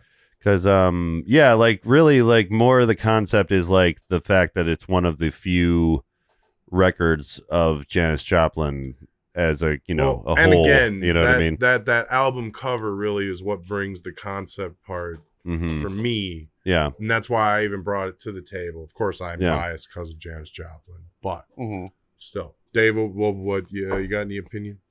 No, I think you're right on par with C, because I think like as far as the concept, it's definitely like the artwork that ties it together. It's kind of like I was saying earlier with like the band, like it's not like the songs aren't the concept, but it's like that there's other things involved to make it more of the concept. So like for this, the artwork brings it together, because I believe all the little pieces of them, the comic strip almost are like they're all a song, right? They're all each song has like it's definitely like if we were doing just like album covers, it would be like way higher, because this one is a really important album cover, Well, and it was an underground save for the Harry Crumb. Blackface just looks character. so professional. Oh yeah, you even got the little comics code thing and like the corner, almost was a comic artist. Yeah. It's a great if you're like picking up, like going through the albums at like a record store, like that's definitely one of those ones. I can't believe I found it too. You. Like I have such a mint version of that cover and that album. Dude, it's so cool. There's one sitting at the antique store nearby, and I'm always, every time I walk in, I'm like, I might. They're really rare too, because like most of the people either throw them out or just have them. I should just grab it. Hey, we should get those Guardians. Guardians 1 and 2. Here we go. Yeah. So I think Guardians 2 is A or S. A. You think A? It's a movie. It's hard to. Well, because the songs on 2 like interweave with the theme so and are actually in the movie. A lot of them. Good point. Yeah, I think that probably A is probably appropriate. And then what do you think for Volume 1? It was Dave? I think B is good. I think they're, in my opinion, I think they're both Bs. You think they're both Bs? Not okay. So again, I love them. I absolutely love the first one, but I think it's really tough to start getting an A when we're not like the song, the album itself, like it's a soundtrack. So it's not breaking the story. You're not. Yeah. I think that makes sense actually. I think 1 is definitely like S, like as far as the album itself. Well, yeah. If we're talking about the album for sure, 1 was like such a trailblazer for movies. How we have this set up. Yeah. It's tough to put it past that has so much importance in our own brains. Yeah. Just because we love the movie. Yes. So Yeah. But yeah, I think that B is good. I think for like albums like this, makes sense. It's hard to go past B because and maybe I there's something that really breaks that concept. But I think as far as like this, while we're on this, Almost Famous. I was about to say, why don't we talk about Almost Famous too? Because like that's a similar situation. That's an A though. That's a little more. Again, it's the rules change, the rules bend. So the only reason I'm going to say this is a B, but my only thing for saying higher, they Cameron Crowe, went through like artists and try and get their songs pulled, and like Zeppelin at the time were very notorious for like denying it. And like, and so he actually showed them like parts of the film where we want to put these songs in to like really make, and they're like, that you got it. You nailed that. Yeah. So I think the fact that like he really worked those songs, but I can't put like really past Guardians because a lot of those songs kind of had that same feeling too. Like it worked in those scenes. So like for me, it's a B. Yeah. For this for what we're doing now, it's a B. I'll give it. Well, they are just movie soundtracks too. So, and it's because it's funny because we still have to do 3, and we will cover 3. Yes, we will cover 3. It just gets more. It's like it starts off as a really good soundtrack overlaced. Christmas one. I've still only seen that as well. Maybe we'll just tack that on or something. I think we should do 3 and Christmas. Well, we did do 1 and 2 for that one episode. We did do 1 and 2. So we could do Christmas and 3. We did 1 and 2 for 3. Yeah. You know, and then 3 was really just even more like each movie, the songs are sinking more into the landscape of the film. Yeah. Do you know what I mean? Like in 3, it's almost hard to differentiate the film from the song. Well, yeah, because they're playing it within the movie so much of the time. Yeah. But we should definitely do an episode for Christmas and 3. I agree. But yeah, I think that in general, like great soundtracks are in the kind of B area. And then we have let's see. Oh, here's another. Here, why don't we do the soundtracks? Wait, hold on? Why did I grab Alanis Morissette out of here? Where were you? She's right next to Janice Joplin. She's right next to Janice. Down. C. There we are. Alanis. All right. But I was going to grab Cowboy Bebop. Yes. Yeah. Cowboy Bebop. Let me see if I can find any other soundtrack type things. I think we're almost done with those. Yeah. It's crazy how we just we get on a roll sometimes. Scott Pilgrim? So. Scott Pilgrim, right. Oh, yeah. Okay. Right, up, left. Perfect. Red cover. Right, there you go. Okay, so I know we were just saying Tony Hawk. That most of the Scott Pilgrims. Grab Tony Hawk, too. And that's in the very bottom. Yeah. Next to Tommy. I know we were saying that soundtracks generally shouldn't be above a B, but you're going to do that for Scott Pilgrim, aren't personally, because I mean, God, Scott Pilgrim is like a movie that doesn't work without the music. So you know what I mean? Like, I would. It's got several tracks from the band that's in the album. So I'll give it an A myself. I'm gonna go get your popper. Okay. I would say this is again a B for me, but I can see with pushing. I think there is you can kind of if you work it in, can you get it higher? And I think this is one you could actually wiggle it enough to be like, this is an A. Yeah, I want to give it. I would say Scott Pilgrim would be an A. Yeah. We'll give it a low A. It's a soundtrack you had a made up band that had their own songs. You had there's a lot of stuff that went into it. Yeah, there's so much that is so. And if we're going by that, I mean, because Almost Famous had it the same way because you had what's the band? That's right. Yeah. There's the band within the Jason movie. Lee and Billy Crudup. They're all in the fake made up band. God, I can never remember the name of the band from that movie, but there was definitely a band in that movie. Yes. God damn it. Yeah. Oh man. I feel like if we were rating the movie, it would be S, triple S. You know what I mean?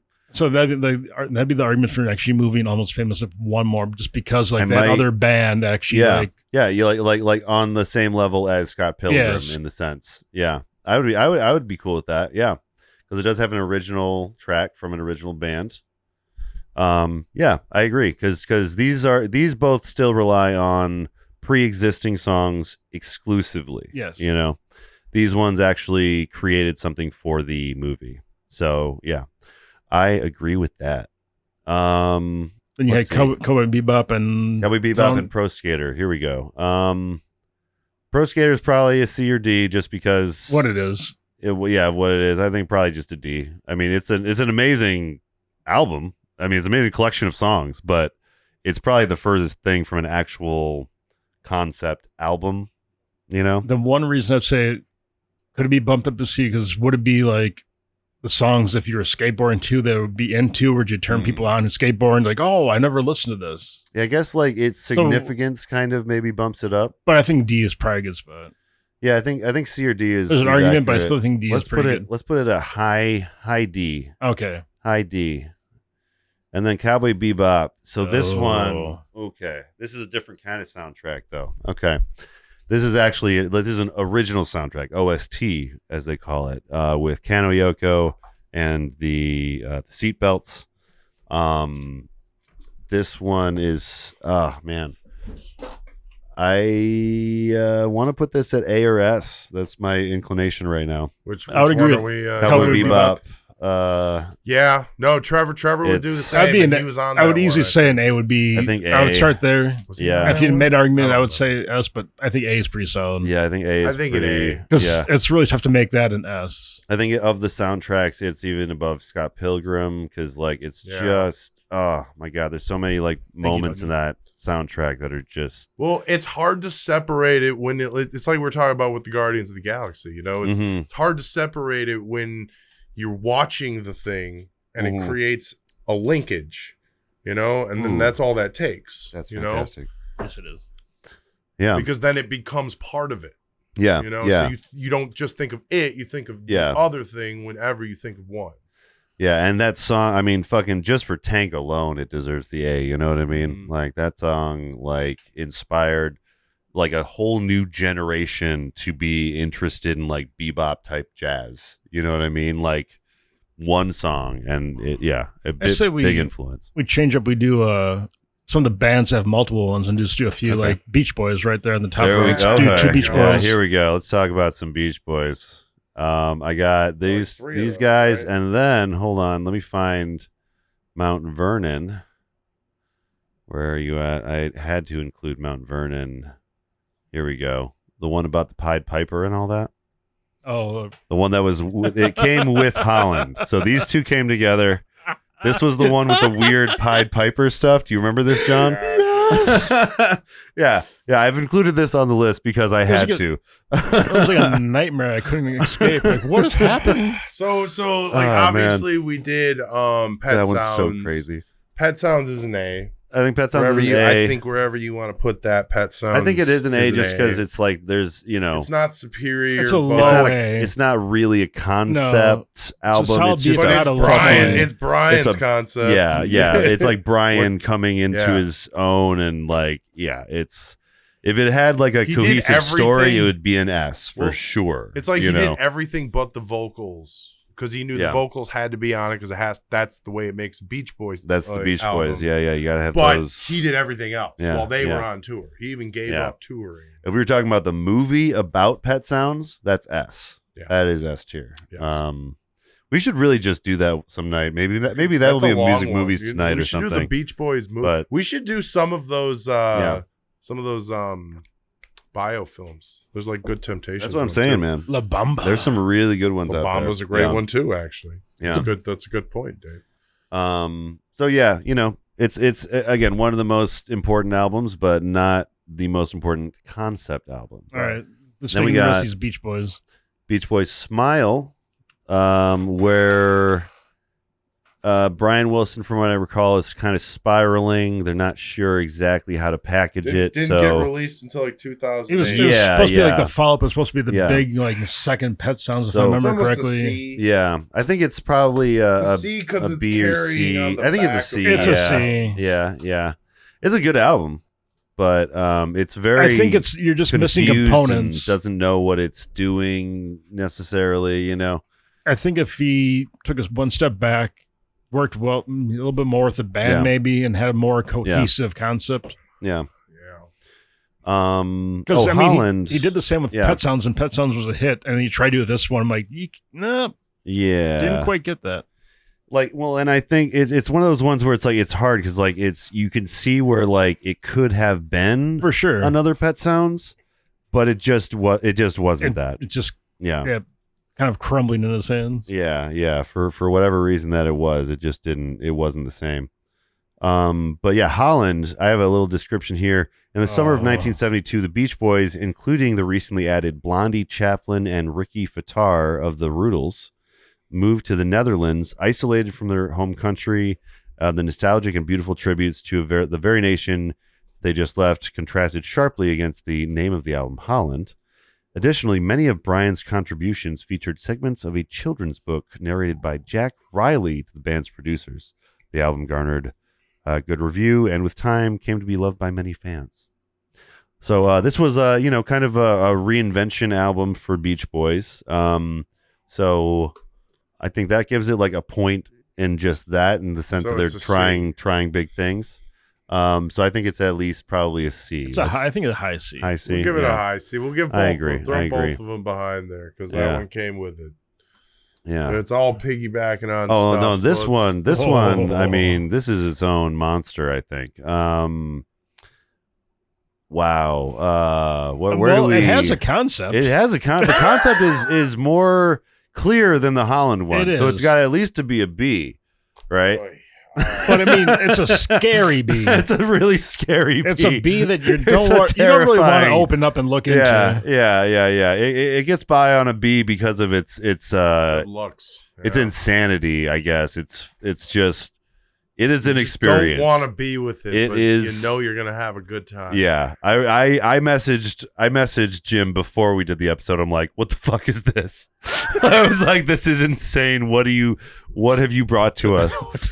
I love this. Oh my god, yeah, that one was crazy.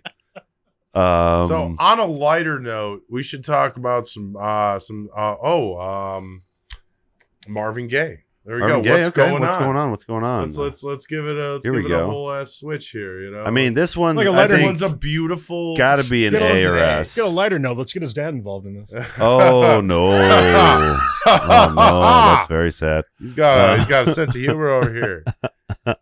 But I did a lot of research on that for an episode that never aired for a podcast. I like found out these terrible, depressing stories about like 5 musicians, and the episode never aired. That's really like, oh, why did I learn all this? We recorded for like 4 hours. It was insane. Sad. But anyways, the album. This album was actually really. I think it might be an S. Thank you. You guys think it's an S? I mean, it's. I was being conservative. It's one of the most important. I would love to call it an S. Well, because I feel like concept albums were mostly, done by rock artists up to that point. So he was one of the earlier, just non-rock artists that they didn't want him to do it either. Like he had to fight for it, and then it's the first one that's credited to the Motown like band. Mm-hmm. What was that called? The Wrecking Crew? I think. Well, no. I don't think that was the Wrecking Crew. I think that was a different group, but they had their own thing. You're right. Yeah, they had their own name. They had their own name too. Like they were like. I think we talked about it like a couple episodes back or something, but yeah. But yeah, definitely S tier. I think that's. I think Wrecking Crew is like everything pretty undeniable. There's the pet sound flows so well. Everything molds right into each other. And okay, here let's do Elton John quick. We got Captain Fantastic. We got 2 or 3 of those, right? We have Captain Fantastic and Goodbye Yellow Brick Road. Captain Fantastic is an A tier. I think this one's at least an A tier. At least an A tier for sure. I think that Goodbye Yellow Brick Road is probably a B or C. I'd call it a high B. Maybe a B. There is a concept. You think it's high B? It was. Yeah. I think for the album if you do sleeve, a little research into it too. It's kind of like loosely just kind of throughout it. You can kind of pick up pieces here and there. Yeah. I just feel like Fantastic deserves to be on a tier just one above whatever Yellow Brick Road is on. Right. And it kind of feels like with the Cheap Thrills. Captain Fantastic again is just like a straight. Yeah, story. that's a straight up, straight concept. Sorry, Dave. It fits with the Cheap Thrills because the record version, like all the pages of this lyrics all have a drawing center for each song, so you can page through it. One of the coolest. It kind of has like a cool. Again, that's part of it, though, isn't it? Like that's part of what we're talking about. Yeah, definitely. So I think solid B on. That almost makes you want to like the art and stuff. Almost makes you want to put it right next to Fantastic, but I think it's high B. I think high B is good. I think high B. High B I think you should separate them. Yeah, because Captain Fantastic on the concept. It's like it's almost like if you were doing a popularity contest. Obviously, you'd switch them. Yeah. But on this one, Captain Fantastic really is just a straight Western. And it's the one I go back to a lot too. I that's definitely one that's been like since we covered it has been on like regular rotation for me at least. Right. Like that's a really solid one. Let's see. I've only included Run the Jewels 1, not Run the Jewels 4, which we have also covered. I only I consider Run the Jewels 1 the most concept of the Run the Jewels albums, just because they were establishing the kind of characters that they play in Run the Jewels. I'd give it a low A. Low A, you think? Okay. I was thinking like a higher B. Right. Although it's one of my favorite albums, it's not strictly a concept album, but it does establish their. Can we talk, as long as we're talking about him? Can we then talk about the Mouse and the Mask?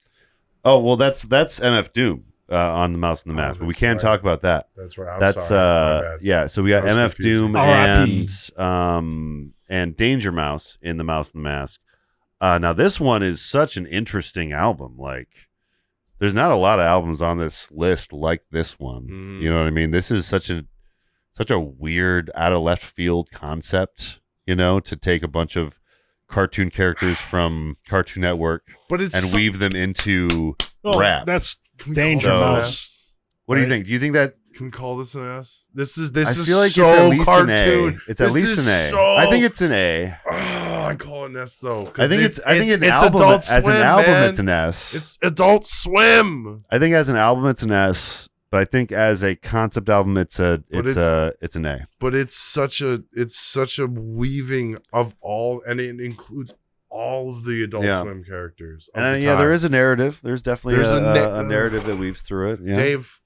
Dave, I guess you're going to be the tiebreaker this time. Yeah, I guess. Yeah.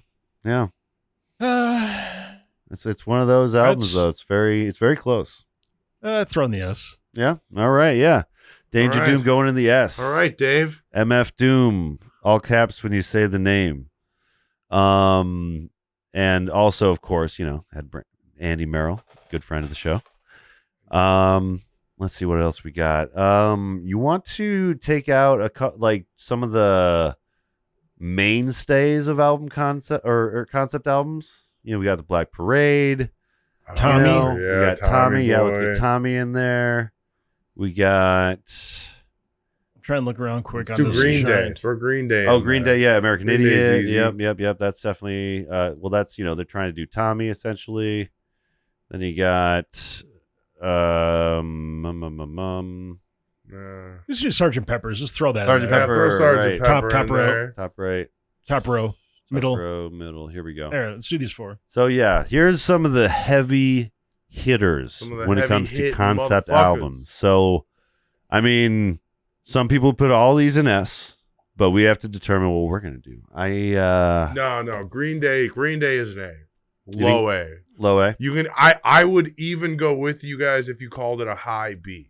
I'm honestly cool with the low A but for cool American with Idiot. The low A for American Idiot. I do think it's a good concept album, but it's we've covered so many better ones. It's a lower tier of what we've seen before that has come before. You know what I mean? So again, by no means is it low on the list, but so this is where it's tough for me because I think I listened to it one time, and I should maybe go back and do it again. But up until Insomniac, those first 4 for Green Day, this is just fanboyish, but those first 4 I loved. Yeah. And after that, I just lost interest altogether. Well, yeah, you got to experience the golden years. You were doing it or live. Not the golden years, when they came out, heyday, this is great. And then but no, I do really want to go back and give it another listen again. It's been a long time, but it's better than some people will give it credit for. I don't know if it's necessarily up there with Dark Side of the Moon and The Wall and all that. You know what I mean? It's a solid concept album. So. My homework tonight is going to listen to that album. It's not bad. It's got a good structure and everything. But yeah, I think it's me just being an asshole at the time. Fuck this. Well, I think that I feel like if you were it was a hard time for pop punk fans. I think because there was kind of that turn into commercial success and making something that is more line, especially with Green Day, and that album that's their, in particular, it's a hard line. Well, yeah, because that's their poppiest album, and then the backstory of it too, they were gonna do this whole cigarettes and Valentine's album or something like that, and they lost all the tapes. Oh, that's right. They were recording something else. Yeah, they lost some and tapes. They lost everything. Like, oh, let's make a rock opera. So they just did something else. And something else. Was that the one like they had them all in like a bag and they got lost from like a hotel to an airport? Yeah. Somebody stole it. It was like floating around Montana somewhere. Yeah. Yeah. And it was like leaked. And then that's why we have this. Because they did something else. And they're like, well, we're just going to go a whole I think I do remember us talking about that when we did that episode. Yeah. Yeah. It's still like, like in search of somewhere in Montana, there was like this bag of tapes exists somewhere. Yeah. So, okay. Well, then there's Sgt. Pepper's. Sgt. Pepper. Do we want to call that a mid S tier? Well, here's the thing. Sgt. Pepper's. I know that it's important to the concept album, but as a concept album, it's maybe a B. I'd say B.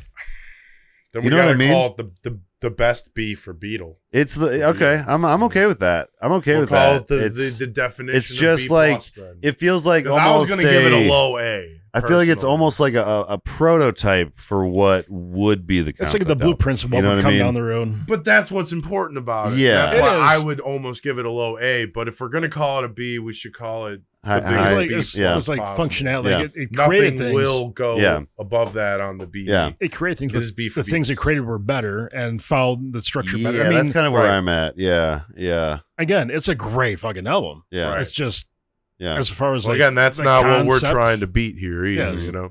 Yeah. Tommy. All right, Tommy. We got Tommy. As far as concept, this is up there. I see C+. I think it's got to be at least A. I was just saying A or an S. It's an A or S. It's just very depressing sometimes. It's so fucking weird. But it does. It's a fucking weird album. It understood the assignment. I mean, it has a structure, a story. It has Tommy from. It's probably got to go S. It's probably got to go S. Just from what it does, because we wouldn't have the wall without Tommy. You know what I mean? Yeah, that's a fair point. Yeah, I agree. It's depressing as fuck. There's some songs downright are just Uncle. What's his depressing? Face? And Uncle Touchy. Weird. It's a weird fucking album. It Cousin Kevin. I was not like anticipating how weird that album. Yeah. It went in weird ways. Yeah. So, Michael Romance, The Black Parade. I'll leave this up to you because I'm not a big enough fan to really justify it. I think it's an A. I know that some people are going to be mad about that, but they want I don't higher. Like some people. I feel like a lot of people think that this should be an S. No, but I don't think it lands concept albums as good as like some people in the 80s. It's not. It's not connective enough to be an S. Like even like what was that? Teenagers. Oh yeah. Teenagers. Yeah. That doesn't really connect with the rest of the. And even just that kind of hiccup. Yeah. Is really what kind of separates it from being an S and an A. I was going to say, I will give it the A just because it is like, as far as that genre of music, it is one of the best concept albums. It is the Black Parade, and there's no questioning. Yeah. It's a great time. So, okay, this is actually a good time to bring up Trainwreck, which is in a similar time period. I think Trainwreck is an S. I think this album is a fucking crazy. What was Trainwreck again? This is the one where where dude he I think kills his wife and then someone's phone's going off. I think might be mine or talking. Nope. You don't know for the first half of the album whether or not he killed his wife, but then it becomes clearer and clearer he probably killed his wife, and then there's a chorus of dead people that he probably killed. So by the end of the album you realize he might be this psychopathic killer that has been killing everyone. Kind of like Memento in a weird way. Kind of a little bit, yeah. So okay, so I don't know if I missed this one or if I forget about it. You might not have known this one. Or the album Trainwreck. The band is Boys Night Out. Sorry. Okay. The band is Boys Night Out. The album is Trainwreck. I definitely missed this one. And for my money, this is one of the best. Who's on this one? I do not remember this. There was a guest on this one. It was Brad and Brad. I think you were there maybe, but I was drunk for a lot of those. This was one of those ones where through the episode I was learning different. I thought that I understood the album, and then as we were recording it, I was like, wait, hold on, is he the killer? and it like really messed with me. Like I think it's like it's not quite like it's not necessarily an Operation Mindcrime or anything, but like it's like almost like a emo screamo era. We're gonna go with your opinion on this one. Brad. I trust you, Brad. I don't remember enough of it. Really good one. And as opposed to Michael Romance, The Black Parade, I feel like this one of that genre really lands it. Let's How about see. a bunch of Ween? Ween. We got the Ween. A trifecta. Ween. We've done Quebec, The Mollusk, and 12 Country Greats. 12 Country Greats is a B. That's a solid B. Yeah. Dave? It's a solid B. No, my only argument for it to be an A is just the tomfoolery that they did in the studio. They had all these. They give all these. Yeah. I'll go with great you on that. Country artists like play music, but they never told them like the lyrics or show them anything until like they got done. They're like, the this story, is what we made. Yep. The story's pretty great, and the best part, it's only 10 tracks. Yep. And it's called 12 Golden Greats. I think let's give it a low A. Mollusk. Mollusk is an S. I feel like is it? Almost is an S. So good. It gave us sponge. It gave us SpongeBob. So is it as cohesive as all the other S's? Probably not. But what it lacks in that it holds up like great. What it does. It's pretty fucking solid. Yeah. It's either a low S or high A. It's a higher. Yeah. And we have, we're gonna call it a high A. Maybe high A. Let's do high A. Let's do high A. I'm down with high A. All right. Yeah. It's not.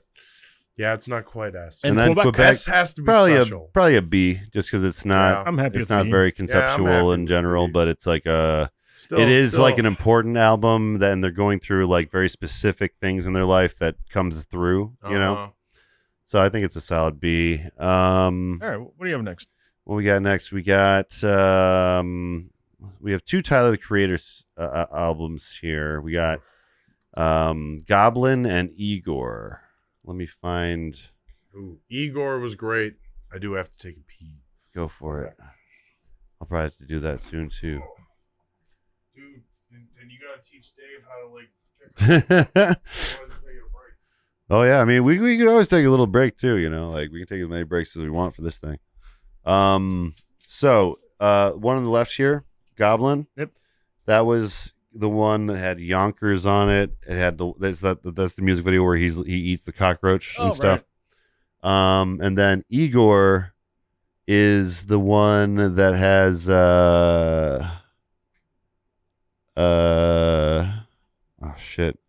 Earthquake in it. And the first one, Goblin, is like horror core, like rap, Igor is less so horrorcore. I don't know if you were on either of those episodes. I was not.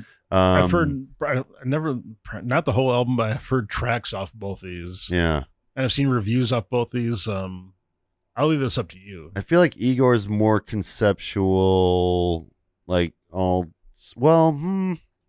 actually, no, sorry. Goblin actually, I think is probably in a B or A or B tier because he's talking to his therapist throughout this album. That's pretty fucking. And there's like a. This might be A. I would say from what you just said there, that might be A. That sounds pretty. I think Igor's at a B. All right. Yeah, I don't have any specific reasons for that, people, but I feel that Goblin is above Igor. Is my reasoning. I'm comfortable for those reasons. Yeah. All right. We got Tyler the Creator out of the way. We got while we're on the top of that. All right. Some Kendrick. We might as well jump into Kendrick Lamar. We got Good Kid, Mad City, To Pimp a Butterfly, Damn, and do we have? Where is Good Kid, Mad City? We did Good Kid, Mad City recently. Where did I put you? It's got the van on the front. Oh, did I not grab Good Kid, Mad City? Oh no. Well, at the very end, we can just we did Good Kid, Mad City. Oh wait, we might have already scored that. Oh, was it? That might be one of the ones we've actually scored already. The last 5 or 6. Okay, yeah, because we did that pretty recently. So, Today we're doing just Damn and To Pimp a Butterfly. Damn, Butterfly. Damn for me as S as fuck. That's the one that loops, right? This is the one that loops. Yep. And you can listen to it in a reverse order. That's pretty awesome. It's insane. I honestly I'm putting it up around here, I think. Oh no, not you. Hold on, Guns N' Roses. That's not supposed to be up here, right? Oh, that's coming down here. Yeah. All right. No, wait, no. Guns N' Roses was further down, right? It was in B. Yeah, it was B. It was next to Voivod. I think Axl tried to like break out of there. Axl's always trying to break up to no one's looking. Scoot, move. Echelons. Damn is, and I feel like To Pimp a Butterfly is also S tier, but like a low S. Like a low S, maybe. I'm fine. I don't know. Kendrick is like one of the greatest concept people in general. I think he's just I don't know. He brings a level to attention to concept albums that's just insane. All right, what we got next? Oh my god, this is almost starting to get stressful. Right. I'm looking at all these. I'm like, oh my god. Bomb row. Just grab that Wu-Tang. All right. Oh yeah. All right. Enter the Wu-Tang. Here we go. Doing the Wu-Tang. All right. I mean, not an S, but the concept is so Wu-Tang versus Taylor Swift, Fearless. Oh God. The one I don't know why I'm arbitrarily putting them against each other. It's my fault. Let's see. I started that. So I think Wu-Tang's probably higher on the list. I think Wu-Tang's an A. I think Wu-Tang's an A. Low A if you really want to be picky about it, personally. Yeah, I think I'd say a low A. I think A is probably fair. From track, not too conceptual, but like it's one of those things where it's the concept of like the band, the rapper, everything they kind of brought into. It's like R&B rap albums at the time. Where like it's like the Fugees, it's just like even if they're not a concept album, they're trying purposely to. But there's a lot of things that everything. It's really it's really cool. Almost really fun time. I mean, it's like putting like their like the love of like the kung fu films. It's like all like the little like the lore that they have added between like the characters and it's. Yeah, I mean, I think A is I think A is a great spot. Yeah, I think A is a good spot for that. Yeah.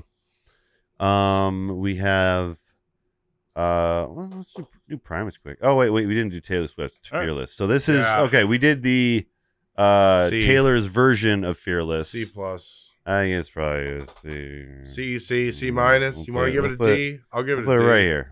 We'll put it right. Give it a D. You give it a D? You want to give it a D? All right, let's give it a D. Plus.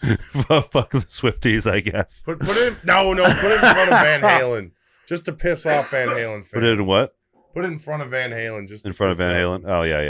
I would agree with that. I would agree with that. Yeah. Not in front of the Hawkies. For the record, we think the album 1984 is much better. Yeah. But Taylor Swift is that much closer on the concept line. Yeah, apparently she's got some conceptual stuff that conceptual stuff than I give her credit for.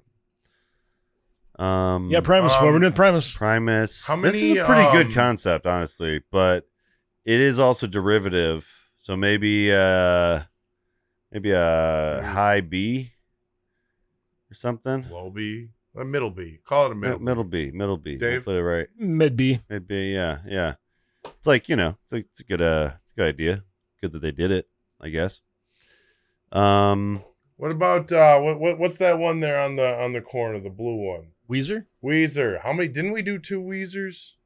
I think we've only done one Weezer so far. Okay. I think that we've just done the one. Which one was that one? So this one was one of the ones that's first more one, the nerdy one. Yeah. This is the one this one had Buddy Holly. Holly and all that. Yeah. C? Probably a C or D, honestly. Yeah. It's not C really. or D. This is one of the ones we chose just because it's like, they don't really have a concept album, so we just chose the one that's concept is their nerds. Yeah, pretty much. Yeah, we'll give it a C. What do we want to give Bruno Mars and Silk Sonic? Yeah, right. That one? That's a solid C. Second row pretty concept. Second row middle. Down. Oh, second row right, up. Second row. Missed it. There it is. There it is. All right. Oh, why don't we do this Sinatra too over? Yeah, let's do Sinatra. That was crooning, so highly rated. While we're crooning, I want to give Wee Small Hours an A. Crooners, probably. I'd say that's a pretty good. And especially because it got us. It was our number one for a while. It was. That's true. It's a crazy number one too. Silk Sonic. Oh my god. I want to say A or B. Honestly, it's a really cool idea. Yeah. What do you think? I would give it low A or give high it a B? Low A. That's me, Dave. Please be the finisher. Yeah, what do you think? I'll finish it low A. Low A. I think it's all around the entirety for not just the songs, but the concept. Characters. Yeah, I think it's a pretty. And I'm just gonna throw this on a C, probably. Songs for Swingin' Lovers. Yeah. It's a fun album, I guess, but whatever. All right. We got 1, 2, 3, 4, 5, 6, 7, 8, 9, 10, 11, 12, 13. We're running out of the familiar. I think we should just start grabbing like 4. 15 is just grab some 4 at a time. Blue one there, bottom. Killers. Yeah, let's Killers. That. We got Killers Hot Fuss. We got Killers Sam's Town. Yeah, there we go. That's Lonely Sam's Monk. Town is a B. I would say Hot Fuss is a C on the concept scale.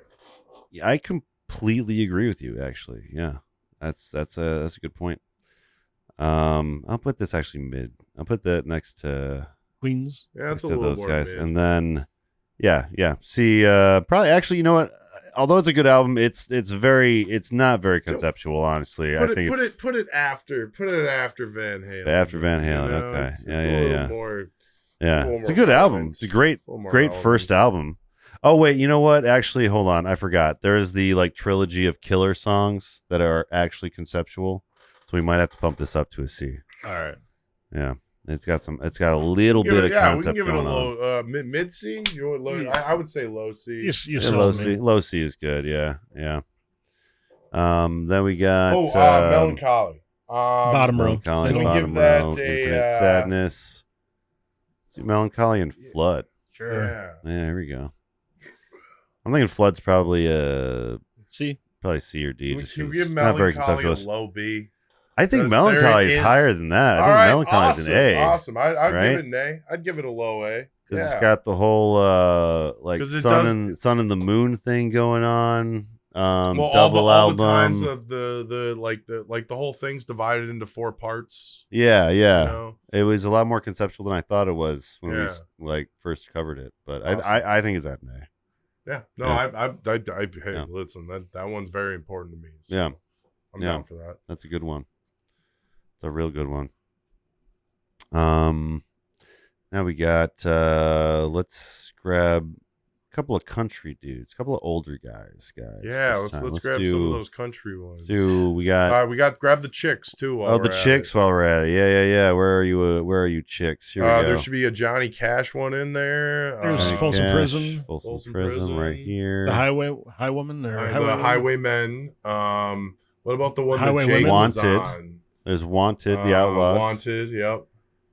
We can cover those pretty quick. Most of the country. Yeah. There. Oh, hold on. No, that's Core Blonde. That's not quite country. I think we're good at these. I think. Yeah. All right. Dust Bowl Ballads, I think, is at least an A, just because it's Put it as the low A. Yeah, because this is technically the earliest concept album. So well, then put it before. No, actually, put it before Frank. Before Frank. We thought was the earliest concept You're right. album. Yeah. And that's I like kind that. of a poetic justice. I like that reasoning. Yeah. Right there. Come on, shift over. This is too many pictures for the tier list. I think. Gosh. They're like, we don't usually do this many things. Breaking it. All right, we got the Colorful Ventures. So color was the concept. But I mean, there's no vocals except for there's like that one song. It was a beautifully painted concept. I want to put that right next to Tubular Bells. Honestly, that feels like it's right in the same spot. Very deserving. Same spot. Redheaded Stranger. Pretty. It's a great album. Let's see. It's probably high C or low B. I'll put I would say low B just because. Give it a low B. It's the movie is fucking harrowing. It's so depressing. I think Willie Nelson dies in it. I don't remember, but it's very depressing. So yeah, I'll put that. I think B is good for that. All right, we got Taking the Long Way. I say maybe C. Low C. Mid C. I'd say mid C. Because like there is things, and there's a mild concept to the album. Mm-hmm. There's a lot of lore around the album. Yeah, I was gonna say it's one of those ones where it's the lore around it is like kind of a big part of. It's almost story. Strong enough. It's strong enough to give it a whole ass point. You know. Mm-hmm. Yeah, I agree with that. Cash A. Cash, Folsom Prison. Prison. That's an A. That's a pretty cool idea. That's somewhere it's not an S, but it's fucking prison. Wherever I trust your judgment on the placement of that one, but that's an A. I think I agree with that. That's Folsom Prison. That's like that. That's probably what opened country music artists to doing an actual concept album because Johnny Cash did it. Yeah, you know. So I want to put the influence that had. I want to put Wanted in B and Highwaymen in C. No. Reverse that. You think Highwaymen in B, Wanted in C. I understand that Wanted was first. Yeah. But Highwaymen is better. You think? What do you think, Dave? You have any opinions? I'll take John. You think that's pretty accurate? I'm not trying to be like, I just like that is what I like. They are very similar. I believe they're similar projects. For sure. Believe that helped lead the way towards Highwaymen. Mm-hmm. But Highwaymen, I agree. I think Highwaymen is more. Highwaymen's better. It's got more connective tissue. I think if I'm thinking back, Wanted was more just a collection of songs. And then Highwayman in itself. Yeah. Yeah, Highwaymen almost really represents the album and it's. I'll put Highwaymen actually a little higher on the B tier, honestly, because I think that the concept is pretty consistent. How about we do some early ones? How about we got you mean Flaming Time? Lips and Time and stuff? Do Time straight up. Throw mine in there, and then also throw. The Sun Kill Moon is next to the Beastie Boys. Beastie Boys. Oh yeah, Sun Kill Moon. Some like super early episodes. Throw mine in there, Brad. I'm trying to find it. Where is second row? Second row. Right. In right there. There it is. There. I was like, wait a minute. It's got a really iconic cover. What am I doing? That's my cover. All right. So here are some of the earliest episodes of the podcast when we were just hungry, and you shouldn't listen to them. Yeah, need some more. I'll do a shot too. Unless we redo them. Yeah, we need to get back to our state-dependent memory. This is our roots, fellas. From the early episodes. I think we should almost. The good times. We didn't quite know. I think we should. We didn't know what we were doing. We should redo them. Yeah. Yeah. No, we should just re-edit them. We should not redo them. Actually, I'm not ashamed of our past. I'm not ashamed of our past. I'm happy where we're at, actually, especially with all of us. I'm happy where we're at. And like even this, I'm not happy how it started. Man, it was a hot mess. I feel very. This is a hard couple of bands. Lips, I'd say albums. At least an A. You think? Yeah, I think that's an A. Which one? Flaming Lips. Yeah. I mean, yeah, it was a musical too, hold on. The story of... where'd that go? Anyways, here we go. I think, it did become a musical. Anything that's a clear, concise story almost deserves an A. Mm-hmm. Just because, we've done so many of these at this point, and it's what's lower than that, you know? Man. What do you think about now? I'm just looking at the other three. I want to put Time as an S, but that's just, How I am so biased on that one. How about you think it's an A? Times an A. You think it's an A? I think that's fair. The only reason I would say S because it's what started the whole project. That's true. It was our first. Give it. Nope. It's the bottom S no matter what. All right. Anything cool else we move into S gets moved before it. All right. But it's the bottom S. Yeah. It's the reason you want to do the show. It is definitely one of the ones that. And it was the first, but it's Brad's concept. Yeah. Yep. Yeah. And it's the one you wanted to do too. Yeah. I remember you talking about it. We that's how we started this whole thing. Yeah. I was telling you about how it's all like connected and stuff. Like, yeah. all the time. Yeah. Me, you, and John. Yeah. I would say from the early days, there is 2 albums that stuck for me. One was the Queen's Right because I just skipped my that one. That one was such a game changer. And the Sun Killed Moon blew my mind. I thought that was so good. And you were talking about a dark album like Tommy. There's some tracks that are like Sun Killed Moon is. But it's just hard. It's hard it's life. It's fucking life. I want to put it at a B just because apparently the dude is a huge creep. Wait, which album is this? Really? Yeah. There's one of the headlines I saw is seven more women come forward. Oh, wasn't this Johnny G's album? Yeah. It was Johnny G's album. Yeah. So he's got like a lot of women that have come forward. How about this? From here on out, it'll be like the last B album. The last B. Yeah, we'll put this at the very end of B.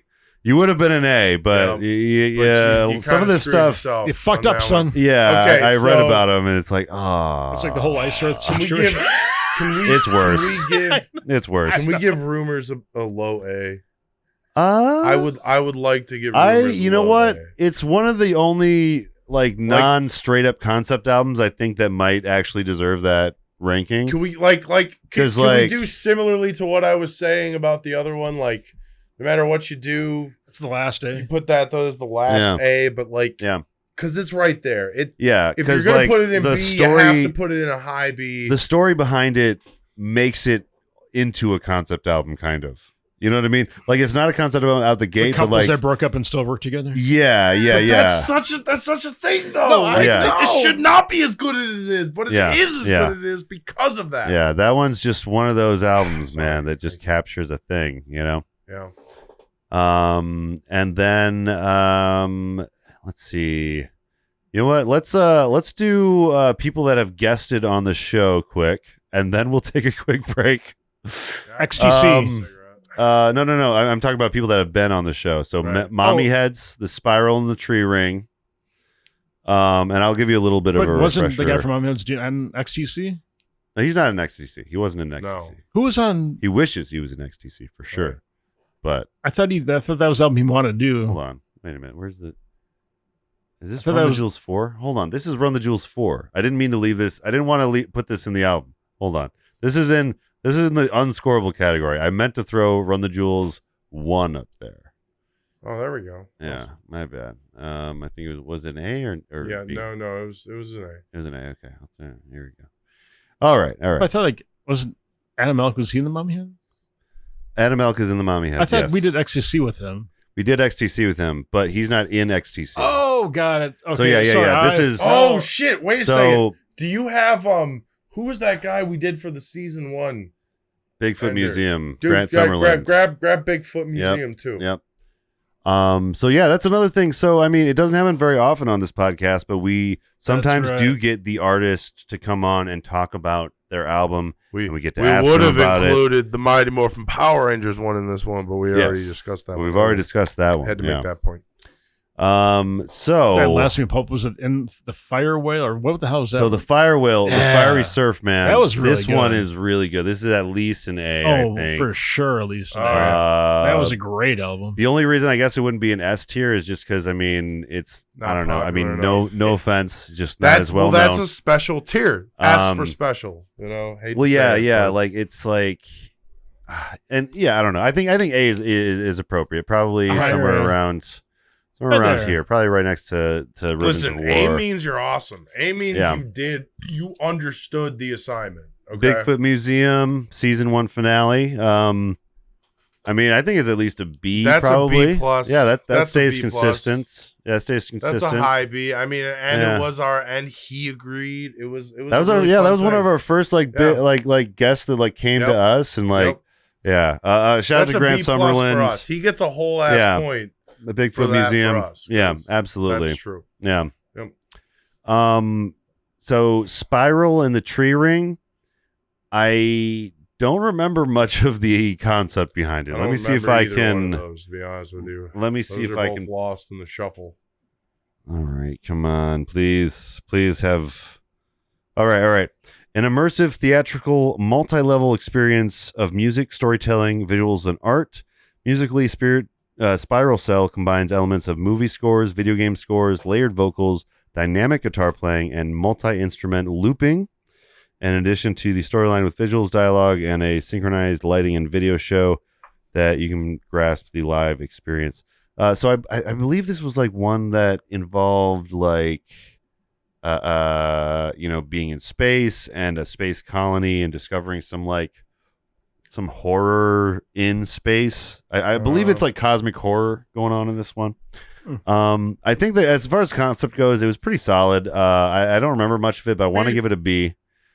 And then Mommy Heads, this is Age of Isolation, and this kind of talks about some pandemic era stuff going on, so I think I'd give it maybe a high C. Okay. For Mommy Heads, Age of Isolation. Well, and again, that's relevant too. Yeah. So that's important to our list. Oh, and another local one. And again, thank you, Adam Elk, for teaching us about all the thank you for all the new times waves. You've been on as well. Yeah, we'll definitely be having him on again. The Lords of Trident. Lords of Trident. They should be in this section too, because there was another. That's true. You're right. Lords of Trident. Yeah, of course.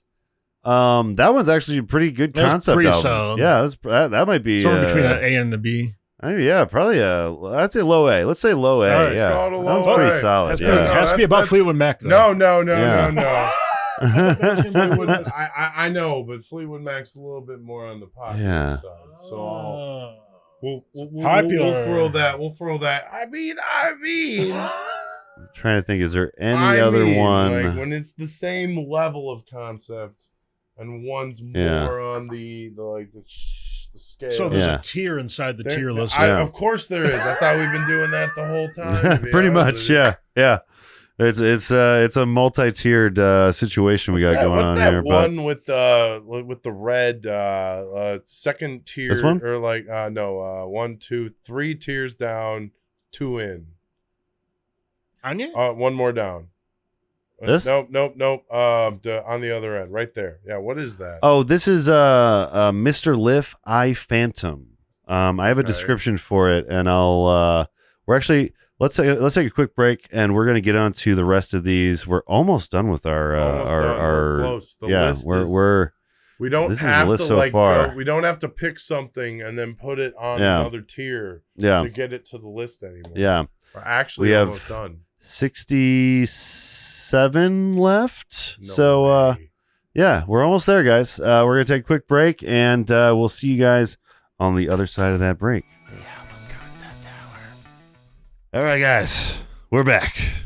And we're gonna finish this tier list we got here. Even if it kills us, we're gonna finish if it murders us, like the universe, or freezes the tier list and breaks it. Yeah. We might break TierMaker, honestly, doing this. So let us know if it all just crashes.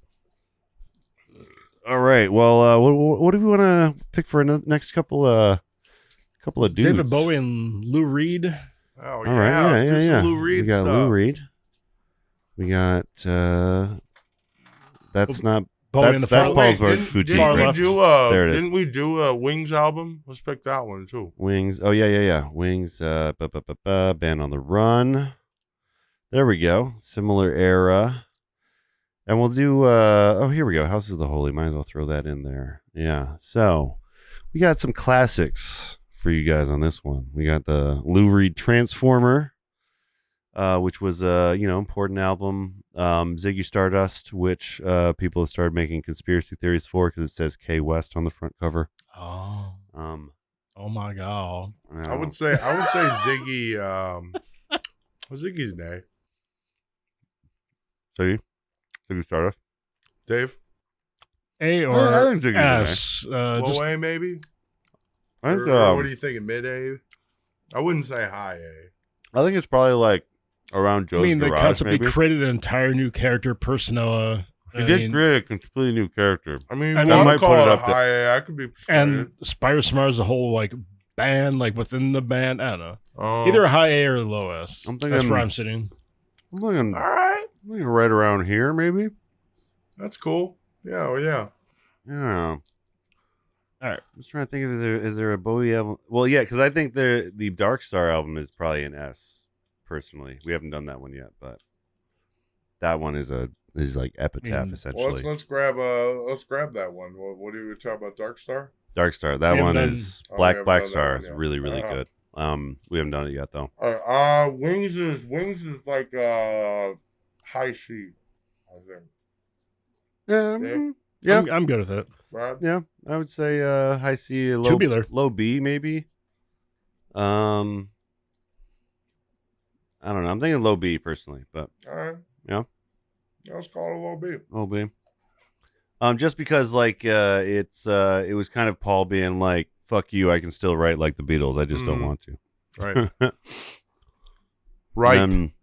Lou Reed Transformer. Let me pull up. I think I actually have a write up for that one. Okay, Lou Reed Transformer, the second album by New York rock and roll Warhol influenced artist Lou Reed. Released in the early 70s, he had just left his former band, the Velvet Underground. With Transformer, Lou Reed got the Velvet Underground fan and glam rock artist David Bowie and the Spiders from Mars guitarist Mickey Ronson to produce and back up sing on the album. It's been cited as one of the greatest albums of all time. He would later create classic albums such as Berlin, Street Hassle, etc., etc. I think probably this would put it at a C or B. I'd say low B. Low B, yeah. I think probably similar maybe place to Band on the Run. Just because there's not. Well, I mean they're pretty much they're pretty much in the same vein. Yeah. As far as what we're going for, breaking away from other previous band and starting new. I think House of the Holy is probably a D or C. I'd say a C. C, yeah. Nothing groundbreaking. Yeah. Good song. There was a slight difference in what they were doing, maybe, but conceptually, low. Yeah, like there's some connective tissue there, but it's not like it's a full on concept album. Really fucking great album. Yeah, good album. Yeah, for sure. All right. What about Eminem there? We got Eminem. Grab some Kanye. The Eminem show. Oh let's do Eminem, Kanye. That's right. Didn't we do like He's far left? Far left. Oh, here we go. We have here. Well, I'm gonna pull up the rap albums we got. Here we go. Handsome Boy Modeling School. Right. We got Mr. Lift I Phantom. We got what else we got here? Deltron 3030. Come on. Oh no, it doesn't want to move. Is it the end of the tier list? Hold on, maybe we have to move some up. Oh, hold on. Page unresponsive. Oh no. Oh no. Oh god. No. Oh, they better all still be there. God. Oh goodness. Oh man. Thought that was it for us, guys. Okay. So we ain't redoing all that. It's a big tier list, guys. It's bigger than you're though. normally dealing with. It all came back. That's the important thing. Wait, what was the one that just tried to move? Deltron. Yeah, you're trying to bring it to that top. That's right. Okay, it's still sitting. It's still sitting left. There you go. There we go. All right. Okay. Whew. Oh wait, hold on. We got America Badu 1 and 2 here as well. I'll leave that on its own. Arcandroid should be on its own because that's like hip hop, but not rap necessarily. And Master Ace, there we go. There's another one. I think that's all the rap in this category. Oh, Gante and Big Cats. Whew, all right. So, which of these do you guys know actually a little bit? I know some of these. We got Eminem. We got Eminem. Eminem, the Eminem Show. I mean, so that is the third of show. There's third of 3 albums in that kind of character. Vein. I'd call it probably a B. I want to call it a low B. I want to say low B. Yeah, it's like I don't know. It's like it is conceptually connected, but it's like not like immediately what I think about when I think of concept album. Right. We got Late Registration. I think is a similar situation. Probably as far as concepts go. What do you think? Good. What was Late Registration? That was his kind of breakout album. Yeah. College Dropout. Yeah, college. It's either Late Registration or College Dropout. I can't remember which one we did. I think this is Late Registration. I think that came before College Dropout. It's one of those. It's the first one that he came out with. But yeah, I think it's a B. Personally, Deltron, I think is an S, right? I would say A at least. At least I would say S is pretty solid because it's. I mean, maybe a low S. The songs fit well. All the skits. I mean, dystopian future. I mean, it's pretty fun. Like, it's one of the more important of rap concept albums, I think. You know. Then, okay. I do Handsome Boy either low A or high B. I think high B is good. I think high B makes sense for these guys. Yeah, because it's like similar to maybe like a Primus situation where they're like just taking a whole concept and making a thing out of that. So we got Guante and Big Cats. We got Prince Among Thieves that's pretty solid. Easily an A, if not an S. This one is really a story. Kick it up. Okay, let's kick it up a notch. Yeah, I agree. Let's do that. Mr. Liff, I Phantom. I don't remember much of that one. We'll read some things about some of these. Erykah Badu. Those are pretty good. I think the first one is a little higher than the second one. Yes, I agree. Do you think? So maybe mid B for this first one, and then high C for the second one. Sure. Yeah, I think that feels right. And then we got maybe not before the aeroplane. Make it number 3. Make it number 3. You want to make it number 3? The purple one. Purple right there. You go. Number 3. Okay. And then we have I'm going to look up a couple of the descriptions for these ones. I did that. All right, Master Ace Disposable Arts. So this is actually part 1 of a 3-part series that we haven't quite finished yet. So we'll probably learn a lot more about this as we move on, but Disposable Arts is a concept album with the eponymous protagonist who, upon release from prison, enrolls in the Institute for Disposable Arts to embark on a hip-hop career. This is the one that was like, it was kind of like a Prince Among Thieves, but like a more comedic approach to a Prince Among Thieves. It's almost like a Prince Among Thieves and Handsome Boys Modeling School in one thing, you know? So hold on. Let's see. Where do we put Prince Among Thieves and where do we put Handsome Boys Modeling School? Prince was A. Handsome Boys is S. So let's put this at a low S, maybe. Or maybe you want to put it at a or not low S. I mean low A is what I meant. Yeah. Let's put it there because that way it's right. It's in between those two things. All right. Then we got I Phantom. Let me pull that up. This album is a hip-hop take on the rock opera theme. It tells a story throughout the entire length. It starts by talking about the life of an everyday worker, reflecting on friendship and family in a modern society. Then the narrative zooms out to tackle the underlying political theme, climaxing in nuclear war. Goddamn. So here's the thing. I think that Guante and Big Cats has a similar concept. We did that one fairly recently. This is a guy from Twin Cities, which has a really good thing about, like, immigration and nuclear war. I'm thinking this one is like a high B or low A, personally. High B. And maybe I Phantom is a low B or C. Because, like, I feel like Guante and Big Cats may be a better version of this. What's the last one we got down there? That's 2014 Forest Hills Drive by J. Cole. Oh. That was good. That's a mid B.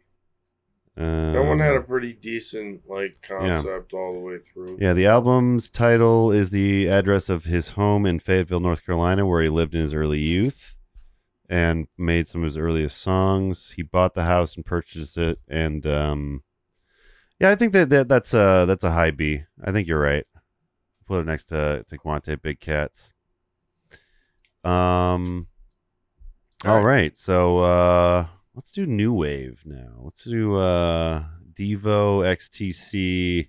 Yeah. We already did Talking Heads. And I guess Discipline counts as a new wave. So these are our 3 new waves still that we have not talked about. XTC is like a high C. I think it's a high C. I think it's not like necessarily a conceptual album, but it's XTC. It's important. Though, you know. Devo, Are We Not Men? I think is pretty it B or D A? is pretty high concept. I mean, yeah, the whole de-evolution, like the yeah. You know what? I'd say a low A, high B. I was gonna say put it right. Actually, Dave, Brad. Yeah. Put it right in between Johnny Cash and Melancholy. Right about here. Just like a really nice, shows. Just, even the one right next to it, that's like R&B. Just like a really nice, really nice sandwich. Yeah, we got here. And then we got like Rumors right at the end there. Mm-hmm. That's pretty cool. Yeah, I would agree. Devo is that album's really, really important, and was not supposed to be as big as it was. Discipline. I think we got a B or C thing here for this one. I think B maybe, because it's them like redoing the band, creating a new version of King Crimson, kind of. So I think that alone maybe. You want to follow up with King Crimson then? Yeah, might as well. Yeah, we got the band back together. Yeah, let's get the band together. We got original King Crimson. We got some Rush. We have pretty much like a little bit from each of the. Oh, we should talk about the Rush one. Oh yeah, Rush 2112. Yeah. While we're on our prog rock kick here, I think that's all the prog rock we got here. So we have In the Court of the Crimson King and Islands. Oh man, I think this one's got to be pretty high up. I feel like, just because in the Court of it got to be an A at least, right? At least In the Court of the Crimson King. Yeah. Well, that's a big influence on a lot of people. Yeah. Too. A lot of big.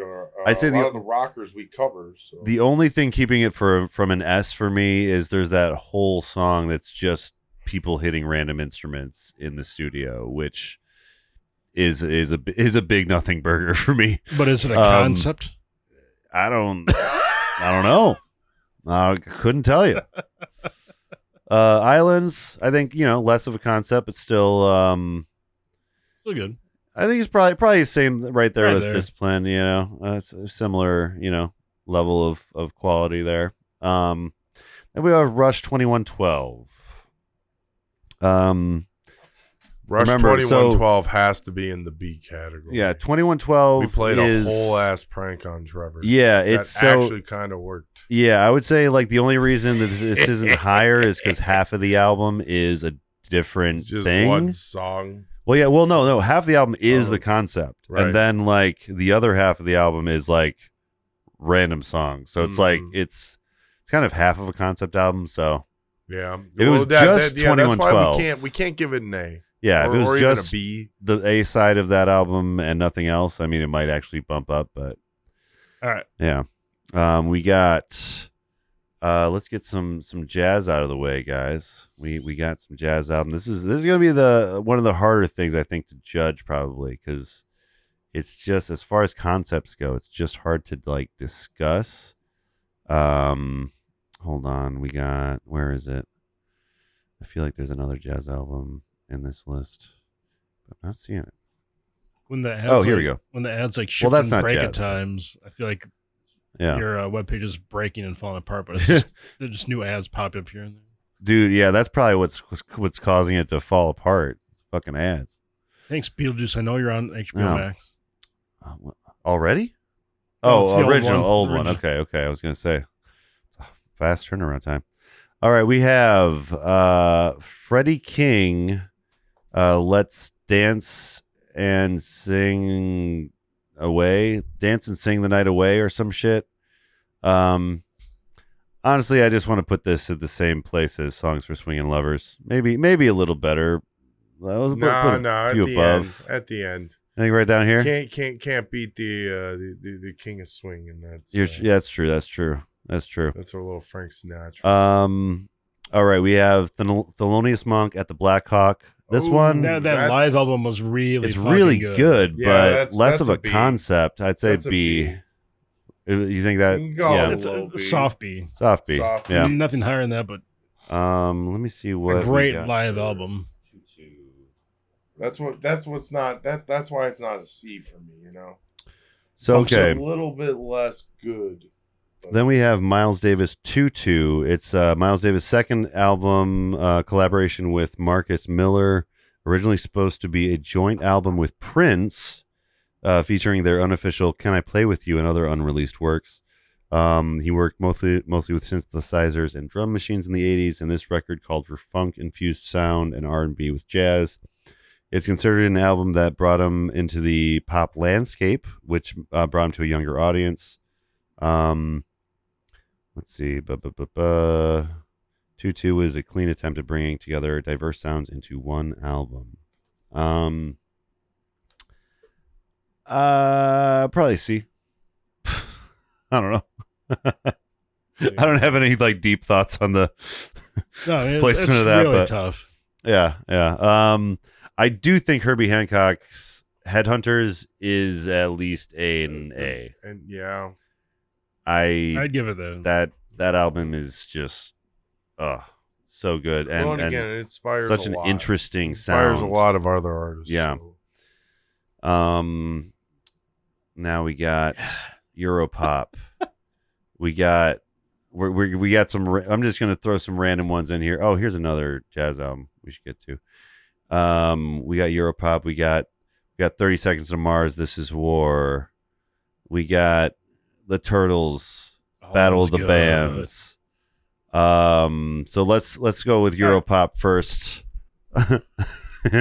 I feel biased on this one. I feel like why do you feel biased? Because I fucking love this album so much. I can't even really explain it. B then. It's such a capture of. I'll give it a B.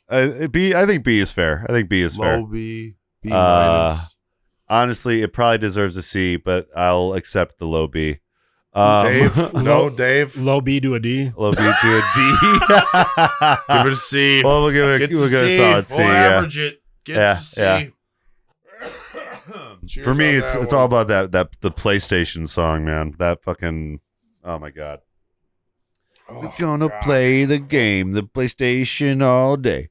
All right, we got What to Do When You Are Dead by Armor for Sleep. Do you guys remember what this one's about? That one I do not. All right, Didn't we do the I'm Blue Dabba Diva? That's the one we just. That's the one that we're just fighting over. That was the one we were talking about. Yeah. So What to Do When You Are Dead is the second full-length release from Armor for Sleep.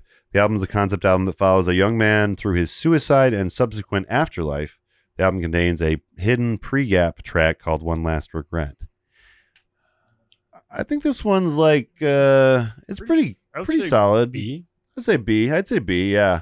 It's not up there with like Trainwreck or anything, but it's like definitely one of the clearer, more concise concept albums for like emo screamo. Had plans. Yeah. It's kind of like, I mean, for me, it was kind of like my like starter concept album. Like it had some cool ideas and it taught me what a concept album was, but it's by no means the best. Oh, it's 11 o'clock. Yeah, but let's just start. All right, let's just start from this jazz. This is another jazz album by Herbie Hancock. I'm just gonna put it down and see, 'cause I don't remember it. All right. Okay, this is War. 30 Seconds to Mars. No strong feelings personally. I'm thinking high C. I'm feeling low C personally. Just because Jared Leto is a fucking weirdo. I don't know. Yeah, low C. Low C. The Turtles Battle of the Bands. An A. That one is such a crazy cool idea how they had like a different band for almost different song. Like, oh my god, part of that right real creative American period Idiot. too. Yeah, that one was a real how nice. many different bands could they come up with, and how many different types of styles of songs? Yeah, that was solid. All right, Bo, honestly surprised it's not talked about more. We got a low enough list. Let's just like go right down the. All right. Just one by one. You want to finish the rest here? Okay, let's just do it. We got Transgender Dysphoria Blues by Against Me. This one's got to be at least solid. A. I think it's a high A. I put it up a high A. I think it's a high A for sure. Yeah. Then we got Amy Winehouse, Back to Black. This is more just kind of, they're not necessarily all connected. So I'm thinking maybe a high B or maybe high C. High C. High C. High C. Yeah, I would agree with that. We got Low Level Owls. 1 and volume 2. 1, 2 through 3. One and 2. I just included all three of them, so I didn't have to do two different. Well, it's only 2. Wait. You're right. I thought it was. For some reason, I was thinking it was volume 1 and 2 for the first one, and then 3 for the second one. 1 and 2 combined. What am I thinking of? I feel like there's an album that does that. But song wise, it doesn't really have much flow. But like this, I put together, I would say like a high B. Yeah, it's a great fucking album. Yeah, it is. No one's heard this. It's pretty cohesive. Listen to it. Pop in, and I highly suggest it. Right next to Iron Maiden and Megadeth. Perfect. Yes. Here we go. Paul's Boutique.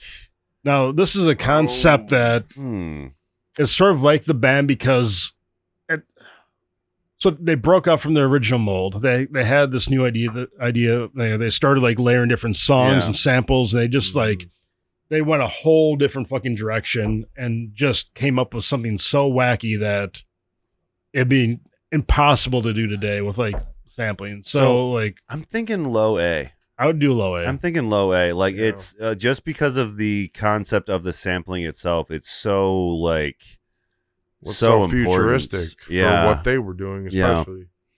Exodus by Bob Marley. One important thing to mention. This is also about literally being having an exodus and assassination attempts, that kind of thing. So I think it does put it at a low A. Low A, probably, just because it connects to his real life. So yeah, The Devil and God Are Raging Inside You by Brand New. This is a very solid concept album, but I will say the concept for this album is that this guy is a sex pest, kind of. And it does involve. There are songs that it's a dark concept album because he kind of Tommy and Sun Kill Moon. Sun Kill Moon, I guess, very similar in that sense. Okay. Maybe we put it right next to Sun Kill Moon. Sure. Yeah, we'll throw all the Sun Kill Moon. These guys are buddies for reasons. Yeah, this guy's a little worse. The Sun Kill Moon guy, I will say, is a little worse. He started doing these things. Only maybe 2 or 3 people coming forward. It said 7 additional women the last time I read, so that means that there's women before that. Well, anyway, good thing we don't have any Puff Daddy albums on. Oh my god! Oh, I knew that was going to go down. It was very hard. Okay, so this is a little hard to score just because it is BTS Love Yourself Her. So this is the K-pop album we did with my sister. Love Yourself Her is the first chapter of the BTS's Love Yourself series. The album may be just about finding true love and happiness. However, in the next chapter of Love Yourself, talks about person-to-person love, person-to-consumerism love, and BTS to ARMY love. So it is definitely a concept album thing. We probably didn't get the deeper nuances to it. I think probably High B is a pretty good one. I think he's probably right. I'm good with it. Yeah, let's put it. We'll put it right next to Charlie Brown. Yeah, Mr. Brown. And then we got Carole King Tapestry. I think we'll wait for John to come back for that one. You got a few more we can do. Yeah. Here is Closure in Moscow, Pink Lemonade. This one, were you there for this one? This one's a Australian group.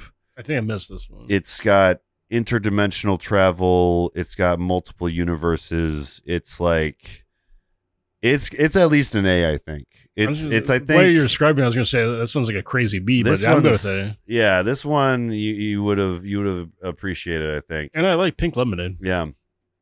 I think it's a higher A probably. I think it's around here maybe. Right above Power Rangers. We'll put it right above Power Rangers before Illinois. It's above the Power Rangers. It's above the Power Rangers. Corb Lund, Horse Soldier. The one about soldiers and horses. I'm thinking it's actually right next to the Glorious Burden. Maybe it's a little bit. It's better than Glorious. All right, it's better than Glorious Burden, but similar content. How about Daft Punk? What we got there? Oh, Daft Punk Discovery. Ooh, that might be. I'll let you guys handle this one. I'm not a. I really don't. After all I learned from that album, I think Daft Punk Discovery is an S. What do you think? Yeah, that was the one with like all those movie, like and it had all those different samples that came to America. Yeah, in American music. Yeah, no, that's think definitely it is. an S. I think low it's an S. I think it's a low S. Low S, but by far low hanging S. Yeah. Then we have Carole King. A lot of Carole King's a high. The Tapestry. High A. I was thinking low A. I was thinking low A to high B. I think it's in similar places. Like I'll give it a high B, but man, there are a lot of songs in there. That I just mean just because it's not like a strictly concept-y, album. You're right. Yeah. You're right. Yeah. High B. And then we got Hazards of Love. That one was harrowing. That one is a pretty good one. Sure, an A. Somewhere. I think it's probably an A. I don't know if you were there for that one, John, but this one is. Do we have Moses on for that one? We had Moses on for that one. Right. Yeah, he brought that one to our attention. Alice in Chains, Dirt. So good. Yeah. How about a Dirt Hole? We get both those together right now. Dirt and Hole. yeah, those are both in there. I'm thinking a low B to a C. I think so. Low B. Yeah. Great album. Yeah. Yeah, we're obviously you guys can tell we're not spending as much time on each one now. We're trying to get this done. Well, these are the ones we don't remember as much either. Yeah, that's true. That's true. Listen, we've done. There's a few more floating around that we just haven't. Yeah, they're still pretty solid. It gets rougher at the end. This is whole live Thanks through for sticking with us, I think fellas this one's a pretty. And ladies. This one's a pretty good. Say a B. I think it's a solid B. I think it's a solid B for sure. At least up there with Alice in Chains. And then we got Inspector 34, Love My Life. That should have been with the other. This is a group that we've had on the podcast. I think as a concept album, it's probably B or C. I'm gonna put on a B just because I fucking love these guys, and I'm being biased. Biased B. Biased B. Biased Everybody B. Gets a biased B. Yeah. Here is Janelle Monáe. And that is that's a solid C. This one's I think maybe this one's a B, I think at least. All right, this I'll one give it a B. I think there was a movie that came with it, so I think B is pretty pretty fair. We got Lost Themes by John Carpenter. Probably a C or D, right? Yeah. Yeah, C or D. Low C. I think low C. Yeah. But above This Is War, though. I don't know why. Just it has to be above This Is War. Leto's the lowest of C's. Let's see. Liz Fair, Exile in Guyville. Not low C. Too much of a concept album, really, but a great album. I put it. Give it a mid D. XTC. Mid D. Next to Alanis Morissette, maybe. I'm sure neither of them would be happy with that. Though, like you want to put it on this side? No. On the other side of Janice. On the other side, you want it on this side? Yeah. Okay. So we got our mid ladies. Yeah. Major Organ and the Adding Machine. That's Hold on. Let me find. That's on the lowest tier. Let me find. That one sucked.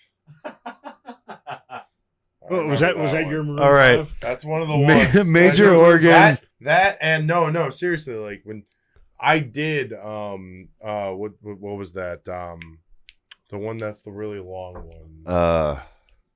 The Dope Smoker. Dope Smoker. I did Dope Smoker in parts with him. Yeah. And I had to listen to the whole thing. Yeah. And then he was like, I'm doing Dope Smoker again. We're doing it again. He's like, you don't have to be part of it. And I was like, yeah. That was the second time. It was just me, Nate, and Mike Makala. That was fun. That was my Maroon 5. He was like, we're gonna do it again, and I was like, I do not have to be a part of that if you do not need me. All right, so let me describe this album. Major Organ and the Adding Machine is an Elephant Six supergroup led by the elusive and possibly fictional Major Organ. The liner notes of the band's debut album, Major Organ and the Adding Machine, leaves it a mystery as to who is officially featured. When performing live and on the holiday surprise tour, the members of the band wore paper masks to maintain their anonymity. It is believed that the main contributors are Jeff Mangum, Julian Koster, Robert Schneider, and Kevin Barnes. This was a real weird one. This is the one where there definitely is a concept, but is the concept trying to figure out the concept? I don't know what the fuck it ended up being. I feel like it should be C, high C, or low B, because it is like it's a legitimate concept album. It's just very confusing, and I don't remember. Very confusing. High C. You guys cool with high C? Yeah. Add it up. All right. Why do those three at the end all look very similar? These three? No, right there. 1, 2, 3. Yeah, with the gray one. So this is Okay, this is Quadrophenia. These are both the Who, and then this is Nine Inch Nails' Downward Spiral. Okay. But first, Marina and the Diamonds. You guys weren't on this episode. I thought I was on. Were you on that episode? I thought this was with me and the people from the pop podcast. But I had it saved on Spotify, so I remember listening to it. So I probably just didn't make maybe it you to just that didn't. night. Okay. I think this is an A. This is maybe one of the better like pop album concept albums. Really, really cool ideas. Really cool rollout. Above the soundtracks? Yeah, there we go. Yeah. I'll put it right next to Jailbreak. There you go. Thin Lizzy. Yeah. Her name is Thin Lizzy. Right.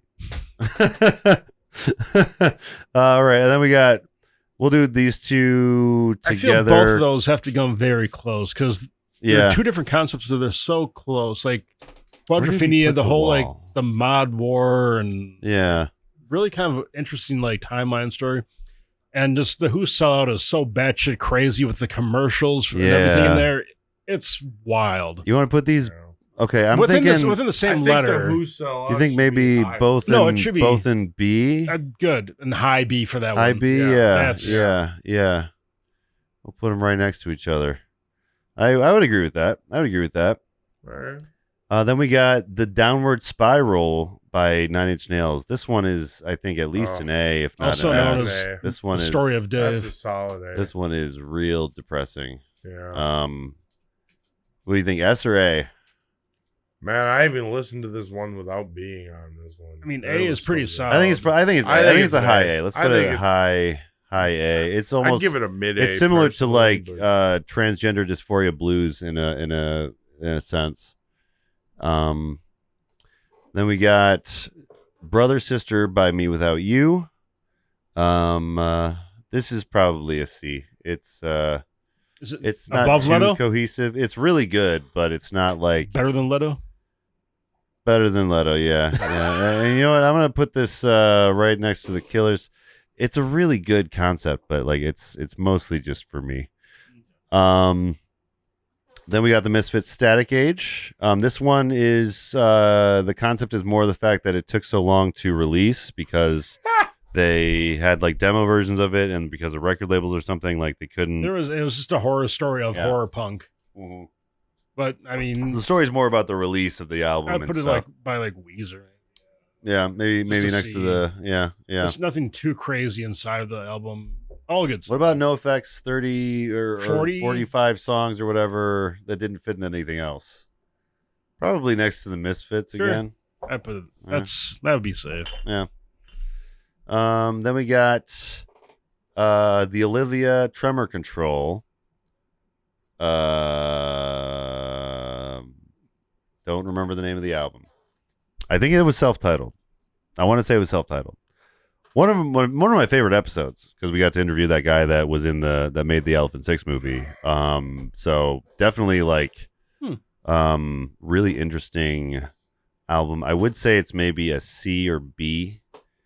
I'd say low B probably. All right. Because it's much like Rush 2112. It's got a concept in half of the album, but not like the other half, kind of. Yeah. Kind of falls apart. Yeah. There is like a section at the end that's like kind of like one cohesive thing, but then we got Kid A. This was them Radiohead kind of going in a different direction, right? This is it was. This is one where I think the fans will like. It's a like I swear it's like a divider in the fans. Like either like this is their ultimate one, or it's just like maybe 3 or 4 down. So let's put it right in the middle then. I'd say high B. I mean high. Middle, I was thinking high B. Okay. Or you think C? No, middle B. Middle B. Okay, that works. Let's put it right next to Primus. There we go. It's good. I don't know if it's not. Much, it doesn't have too much like connective tissue in that same way. But so this is Resurrection Band. This is a Christian. This is like the first Christian band, kind of. This is like proto Christian. Yeah, it's like before Christian rock existed. There was just like a Christian like themed rock group. I would say it's at a C. Just because it's like, I don't know, it's the theme is just that it's kind of a Christian album or a Christian band, Christian music. That's nice. Yeah, I don't know. It's they're doing something. Did it have a parental advisory sticker? Should have. Oh my God, we're almost short done, music for short people. The concept is how many songs can we put on an album? I think the answer is 101 songs. I think it was at least a B, right? It's a low B. Low B, yeah. It's fun. Yeah. It's wacky. Yeah. It's a cool idea for a compilation album. It's definitely one of the better ideas for a compilation album for sure. All 30-second songs or less. Yeah. Just beautiful. Stevie. We got Stevie Wonder, Inner Visions. Oh, that's pretty fucking high. That's Stevie Wonder. A at least. So that's at least a mid-high. That's at least yeah, I would agree. Somewhere around the King Crimson, maybe. Yeah, there we go. And then we have let's do Styx before the Comatorium. Let's just I forgot we did that one. This one is it's a messy one. It's a messy concept album. Is it album. below Leto? I think it's or is it just right above Leto? It might be it's below Leto just because it's funny to put it there. Yeah. All the Asian stuff. I don't know. So before we start this, what did you guys rate Francis the Mute? Francis the Mute, I think, is rated. Where did we end up rating that? Its average was 5.275. So out of 5. Out of 5, yeah. Okay, so sounds good. I think this is an S. This is I definitely think this an S. is. Probably the most batshit crazy story and concept in this all one, the S tier. I still have questions. This is going higher. This is right above Chris Gaines. Don't put it above Chris Gaines. It's got to be above Chris Gaines. I'm sorry, Chris Gaines fans, but this album had me shook. It's wackadoo. This album. I like how many A's we have. That means we've done so many so let's. B's, you know? We're at the. that was the last one, guys. We're at the end of our list. Let's look at what we got here. We have 5 S's, 4 A's. Oh, yeah, we have 1, 2, 3, 4, 5, 6, 7, 8, 9, 10, 11. There's 11 per row, so 22, 24 S's. We have 44, 45, 46, 47, 48, 49, 50, 51, 52 A's. 55 B's. We have 33, 34, 35, 36, 37, 38, 39 C's. 5 D's and 2 unscorable. Yeah, that is the total 177. Wonderful score. That is all of our concept albums that we have covered on this podcast. And let me tell you, we got the 3 most dependable people here, like doing like most of the scores all night. Like that's about as accurate a list as you're gonna get for joining us. I'm dependable for this tier list. That's right. If you're a listener to the podcast, you're going to want to probably watch the video for this one. Yeah. It definitely will help a little bit with the context and stuff. But yeah, we're going to have this list moving forward. We're going to continue to judge each album very harshly. That's right. As we move forward on these concept albums. I didn't really prepare an outro thing for this, but I don't need one. Thank you guys all for tuning in and listening and being part of our fan base. 200. We love you guys. We love everyone that's tuned in. We love all of our guests, and I guess thank you everyone, and to another 200 guys. To another 5 years, fellas. To another 200. To another 5 years. Cheers. And with that, we will end our live stream. Thank you everyone for tuning in. We'll see you guys next time. It'll be on a Thursday or Sunday. Our recording days are kind of random, but we'll let you know. We'll be there with you. All right. Peace out, guys. Have a good night. The Album Concept Hour is Brad LeBaron, Dave Gallagher, and John Acker. Special thanks to King Gizzard and the Lizard Wizard for the theme music. Join the discussion on our Discord, tweet to us at Album Concept Pod, or for everything else, go to Linktree/Flyover State Park. See you on Side B.